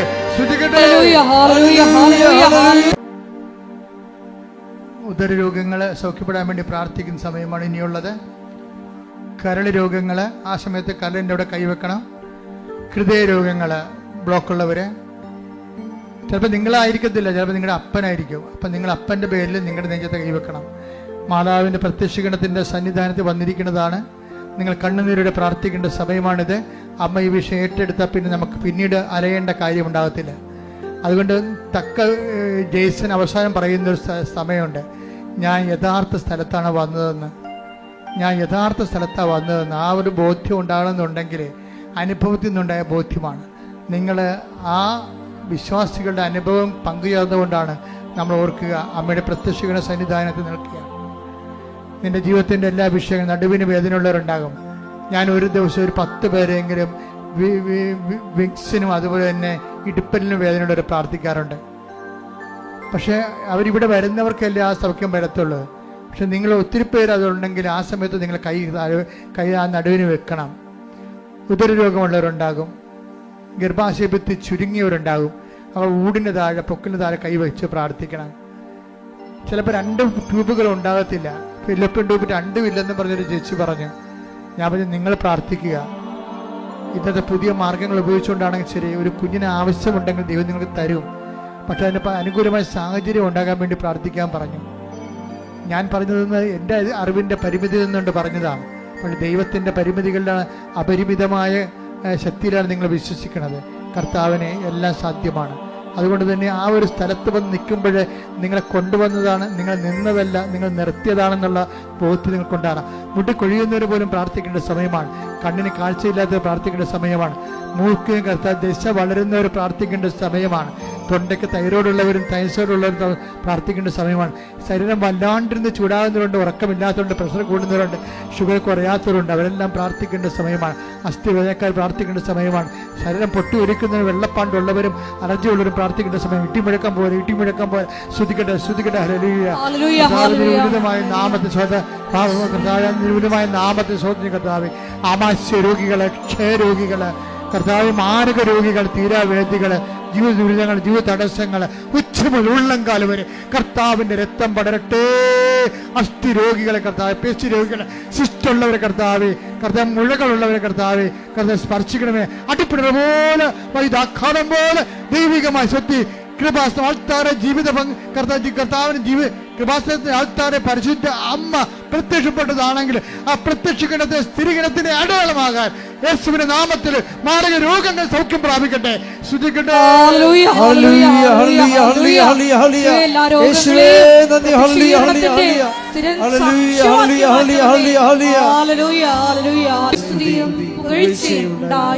എന്റെ മക്കളെ, ജോലിയില്ലാത്തവര്, ജോലിക്ക് വേണ്ടി ശ്രമിക്കുന്നവര്, പരീക്ഷ പൊട്ടിപ്പോയവര്, പുതിയ പരീക്ഷ എഴുതാൻ പോകുന്നവര്, വിസ പ്രോസസ്സിൽ ഇരിക്കുന്നവര്, ജപ്തി നടപടി നേരിടുന്നവര്, അതുപോലെ തന്നെ സ്ഥലങ്ങളില്ലാത്തവര്, വീട് ഇല്ലാത്തവര്, വീട് വെച്ചുകൊണ്ടിരിക്കുന്നവര്, വിസ നഷ്ടപ്പെട്ട വിസയിന് പുതുക്കി കിട്ടാത്തവര്, വിദേശ രാജ്യങ്ങളിലേക്ക് വിസ പുതുക്കി കിട്ടാതിരിക്കുന്നവര്, അതിൻ്റെ പേരിൽ കടങ്ങൾ വന്നിരിക്കുന്നവര്, വിവാഹത്തിൽ ഒത്തുചേരാത്തവര്, വിവാഹത്തിൽ ഒരുങ്ങുന്നവര്, മക്കളില്ലാത്തവര്, വിവാഹം പിരിഞ്ഞിട്ട് കൂടാൻ ആഗ്രഹിക്കുന്നവര്, എല്ലാവരുടെ മേൽ കർത്താവിന്റെ വലിയ ശക്തി ഒഴുകട്ടെ. ശ്രുതികട്ടെ.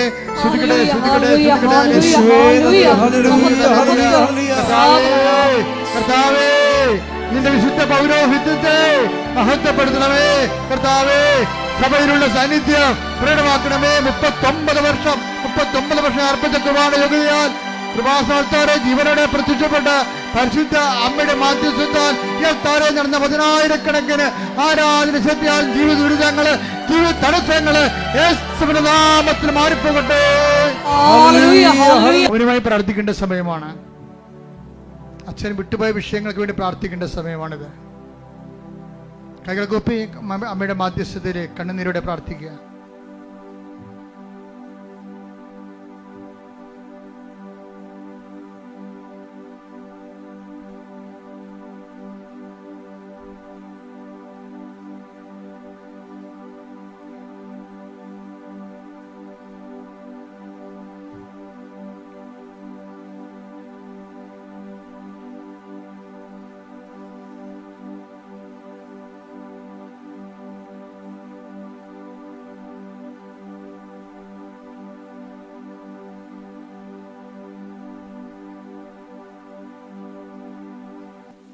അറിയിപ്പുകൾ.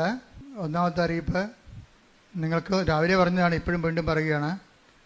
അതായത് മാല പൊട്ടിക്കാൻ വേണ്ടി എപ്പോഴും ഒരു വർഗ്ഗം ഇവിടെ വർക്ക് ചെയ്യുന്നുണ്ട്.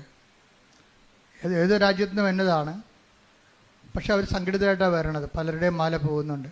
അപ്പം നിങ്ങൾ പരമാവധി കൃപാസനത്തിൽ സ്വർണ്ണം ഇട്ടുകൊണ്ട് വരരുത്. വരികയാണെങ്കിൽ നിങ്ങൾ സൂക്ഷിക്കണം.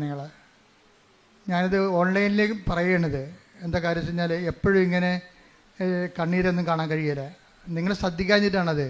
കാര്യം ഇതിനു വേണ്ടി വരുന്നവർ പുറകിലുള്ള ആൾക്കാരെ മറച്ചുകൊണ്ട് അവർ സാരി കൊണ്ട് തലപ്പ് വരച്ചിട്ടിട്ട് കാഴ്ച മറക്കും. മുമ്പിലുള്ളവർ കാണുകയുമില്ല. അങ്ങനെയാണ് ഇത് പെട്ട തന്ത്രം കാണിക്കണത്. അവരെ ബാഗുള്ളവരും സൂക്ഷിക്കണം. ബാഗ് മുതുകത്ത് നിങ്ങൾ തൂക്കിയിട്ടുണ്ട് പോകും. ആ ബാക്കിൽ നിന്ന് മൊബൈൽ പോയി ഇപ്പോൾ പ്രാവശ്യം പെട്ടെന്ന് എടുക്കും മൊബൈൽ. നിങ്ങൾ വല്ല നമ്മൾ വരുന്നുണ്ടെങ്കിൽ നിങ്ങൾക്കറിയാമല്ലോ, ഇവിടെ വരുമ്പോൾ അതുപോലെ തന്നെ പിശാചം കയറി വരും. ആൾക്കാർ കൂടുന്ന സ്ഥലത്തൊക്കെ ഇതുപോലുള്ള കള്ളന്മാരും വരും, കള്ളികളും വരും. അപ്പോൾ അത് നിങ്ങൾ ശ്രദ്ധിക്കേണ്ട കാര്യം നിങ്ങൾ ശ്രദ്ധിക്കണം. രണ്ടാമത്തെ അറിയിപ്പ്, അച്ഛൻ വെഞ്ചരിച്ചാണെന്നും പറഞ്ഞ് പുറത്തുനിന്ന് മെഴുകുതിരി വാങ്ങിക്കുന്നുണ്ട്. പുറത്തുനിന്ന് അത് അച്ഛൻ വെഞ്ചരിച്ചതല്ലത്. അവരങ്ങനെ പറ്റിക്കാൻ വേണ്ടി കച്ചവടക്കാർ ഇവിടെ നിന്നൊക്കെ വരുന്ന ആൾക്കാരാണ്. അവർ പറയണതാണ് അച്ഛൻ വെഞ്ചരിച്ചതല്ല. കൃപാസനത്തിൻ്റെ ഉടമ്പടി അവരോട് ബന്ധപ്പെട്ട എല്ലാ സംഭവവും ഞാൻ ഏതാണ്ട് 12 പ്രാർത്ഥന ചൊല്ലിയാണ് വെഞ്ചരിക്കുന്നത്. അത് നമ്മളുടെ കൃപാസനത്തിനകത്തേ കിട്ടത്തുള്ളൂ, പുറത്ത് കിട്ടത്തില്ല. അപ്പോൾ അതിപ്പോൾ നമ്മൾ ഉറപ്പുണ്ടാണ് ആരെങ്കിലും പറ്റിപ്പ് വീഴരുത്. പിന്നെ ഓൺലൈനിലൂടെ ഞാൻ ആവശ്യപ്പെട്ടു എന്നും പറഞ്ഞുകൊണ്ട് പണം ചോദിക്കുന്നുണ്ട്. ശരി, അങ്ങനെ ഒരു ബന്ധവുമില്ല, അങ്ങനെ ആരോടും ചോദിക്കാറുമില്ല. അതുപോലെ തന്നെ അത് എന്തെങ്കിലും പൊതു ആവശ്യം വന്നാൽ ഞാൻ തന്നെ ഈ മേക്കിൽ വിളിച്ചു പറയും. അല്ലാതെ വേറെ ആരെയും പണം സ്വീകരിക്കാൻ നിങ്ങൾ തന്നെ കൃപാസനത്തിൽ തന്നെ ആരുടെയും പണം കൊടുക്കാൻ നിങ്ങൾക്ക് അനുവാദമില്ല. പണം കൊടുക്കണത് ഒരു ലേഡി അവിടെ വെച്ചിട്ടുണ്ട്, അനുവെന്നും പറഞ്ഞ്. അവിടുത്തെ കൊടുത്താൽ അപ്പം തന്നെ രസീത് വാങ്ങിക്കണം നിങ്ങൾ. അത് കർശനമായിട്ട് പറയണം. നമ്മൾ ദൈവത്തിന് കൊടുക്കേണ്ട കാര്യം കൊണ്ട് ആൾക്കാരുടെ പൊട്ടടിക്കരുത്. അത് അവരുടെ കുടുംബത്തിന് കേടാണ്, നിങ്ങൾക്കും കേടാണ്. പ്രത്യേകം ശ്രദ്ധിക്കണം. അപ്പോൾ എന്തെങ്കിലും ഒബ്ജക്ഷൻസ് കൃപാസനം പ്രേക്ഷിതരുടെ ഭാഗത്തുനിന്ന് വരികയാണെങ്കിൽ അത് റിട്ടേണായിട്ട് നിങ്ങൾ എനിക്ക് തരണം, എഴുതി തരണം. കാര്യം കൃപാസനം എന്ന് പറയുന്നത് ലോകം മുഴുവനും മാതാവിൻ്റെ പ്രത്യക്ഷീകരണത്തെ വിശുദ്ധമായത് കാരണം കൊണ്ട് തന്നെ പിശാചിൻ്റെ അകത്തുള്ളവരെ കൊണ്ട് തന്നെ ഇത് നശിപ്പിക്കാൻ വേണ്ടി നോക്കും. അപ്പം അതുകൊണ്ട് പ്രത്യേകം ശ്രദ്ധിച്ച് പറയണതാണ്. വളരെ എല്ലാം നല്ല ചൈതന്യമുള്ള പ്രേക്ഷിതരാണ് അച്ഛൻ വെച്ചിരിക്കുന്നത്. പക്ഷേ എന്തെങ്കിലും കംപ്ലൈൻറ്റുകൾ നിങ്ങൾക്ക് തോന്നിയാൽ, കാരണം പുതിയ ആൾക്കാരെയും പഴയ ആൾക്കാരൊക്കെ ഉണ്ട്, ഒത്തിരി ഉണ്ട്. പക്ഷേ എന്തെങ്കിലും കംപ്ലൈൻറ്റ് തോന്നിയാൽ അപ്പം തന്നെ റിട്ടേൺ പറഞ്ഞിട്ട് കാര്യമില്ല, റിട്ടേണായിട്ട് നിങ്ങളുടെ എഴുതി അച്ഛൻ തരണം. അതിവിടെ എബ്രാഹം എന്ന് പറഞ്ഞ ഒരാളെ വെച്ചിട്ടുണ്ട് ഇവിടെ, അവിടെ കൊണ്ടുവന്ന് കൊടുത്താൽ മതി ഇൻഫർമേഷനിലേ. കാരണം വെച്ചാൽ വളരെ പക്കായായിട്ടാണ് ശുശ്രൂഷ പോകണം. അതുകൊണ്ട് തന്നെ നമ്മളുടെ ഉദ്ദേശം മാതാവിൻ്റെ പ്രത്യക്ഷീകരണമാണ്. അത് ദൈവത്തിൻ്റെ ലക്ഷ്യമാണത്. മാതാവിൻ്റെ പ്രത്യക്ഷീകരണം ലോകം ഏറ്റെടുക്കുക. അതിൻ്റെ അകത്ത് എന്തെങ്കിലും കളങ്ങൾ വന്നു കഴിഞ്ഞാൽ ദൈവം ആ കുടുംബത്തെ പോലും വെച്ചുകൊണ്ടിരിക്കത്തില്ല. എന്താ കാര്യം? ദൈവിക പദ്ധതിയാണ് അട്ടിമറിക്കണത്. ഇതൊരു ധ്യാനകേന്ദ്രമല്ല. മാതാവിൻ്റെ പ്രത്യക്ഷീകരണം സഭയ്ക്ക് കൈമാറുന്ന സ്വർഗീയ കൈമാറ്റ ഇടമാണ്. അതിന് ദൈവത്തിൻ്റെ ഒരു പദ്ധതിയാണ് അവിടെ വർക്ക് ചെയ്യുന്നതുകൊണ്ടാണ് സാക്ഷ്യങ്ങൾ ഇങ്ങനെ തോരാതെ നിൽക്കുന്ന കാര്യം. പക്ഷെ അതേസമയം തന്നെ കൃപാസനത്തിന് വേണ്ടി പ്രാർത്ഥിക്കണം.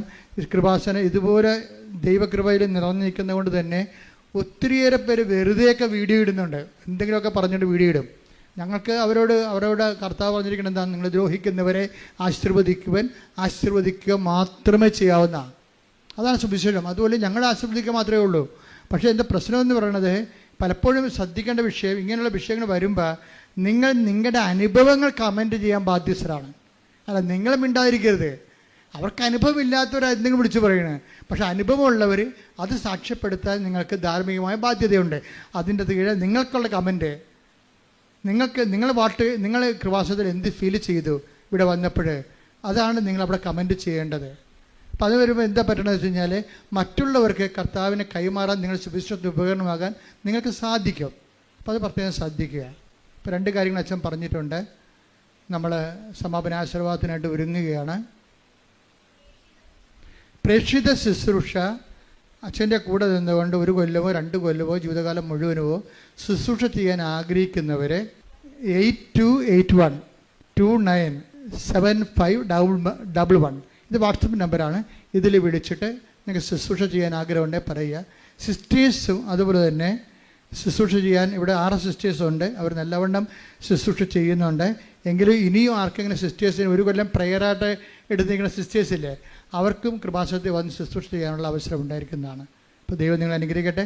ഞങ്ങൾക്ക് എല്ലാവർക്കും വേണ്ടി പ്രാർത്ഥിക്കണം. Praise the Lord. ഒരിക്കൽ കൂടി മരിയൻ്റെ ഉടമ്പടിയിൽ സമർപ്പിച്ചിരിക്കുന്ന എല്ലാ വിഷയങ്ങളും ദൈവമാതാവിൻ്റെ മധ്യസ്ഥയിൽ ദിവ്യകാരുണ്യ സന്നിധിയിൽ സമർപ്പിച്ച് നമുക്കൊരു നിമിഷം മൗനമായിട്ട് പ്രാർത്ഥിക്കാം. നമ്മളുടെ വിശുദ്ധീകരണമാണ് ദൈവം അഭിലഷിക്കുന്നതെന്ന് തിരുവചനത്തിലൂടെ നീ വ്യക്തമാക്കി തന്നുവല്ലോ. തന്നെ വിളിച്ചപേക്ഷിക്കുന്നവർക്ക്, ഹൃദയ പരമാർത്ഥതയോടെ വിളിച്ചപേക്ഷിക്കുന്നവർക്ക് നീ സമീപസ്ഥനാണ് എന്ന തിരുവചനത്തിലൂടെ ശോയെ ഞങ്ങളെ തന്നെ വിശുദ്ധീകരിച്ച് എളിമപ്പെടുത്തി ദൈവ കൃപയ്ക്ക് പാത്രീഭൂതരാകുവാൻ ഈ ആരാധനയിലൂടെ ഞങ്ങൾക്ക് കൃപ നൽകണമേ എന്ന് പ്രാർത്ഥിച്ചുകൊണ്ട് ശിരസ്സ് നമിച്ച് നമുക്ക് ദിവ്യകാരുണ്യനാഥന്റെ ആശീർവാദം സ്വീകരിക്കാം. പരിശുദ്ധ പരമമാ ദിവ്യകാരുണ്യമേ, ഇന്നുമെന്നും അങ്ങേയ്ക്കാരാധന. പരിശുദ്ധ പരമമാ ദിവ്യകാരുണ്യമേ, ഇന്നുമെന്നും അങ്ങേയ്ക്കാരാധന. പരിശുദ്ധ പരമമാ ദിവ്യകാരുണ്യമേ, ഇന്നുമെന്നും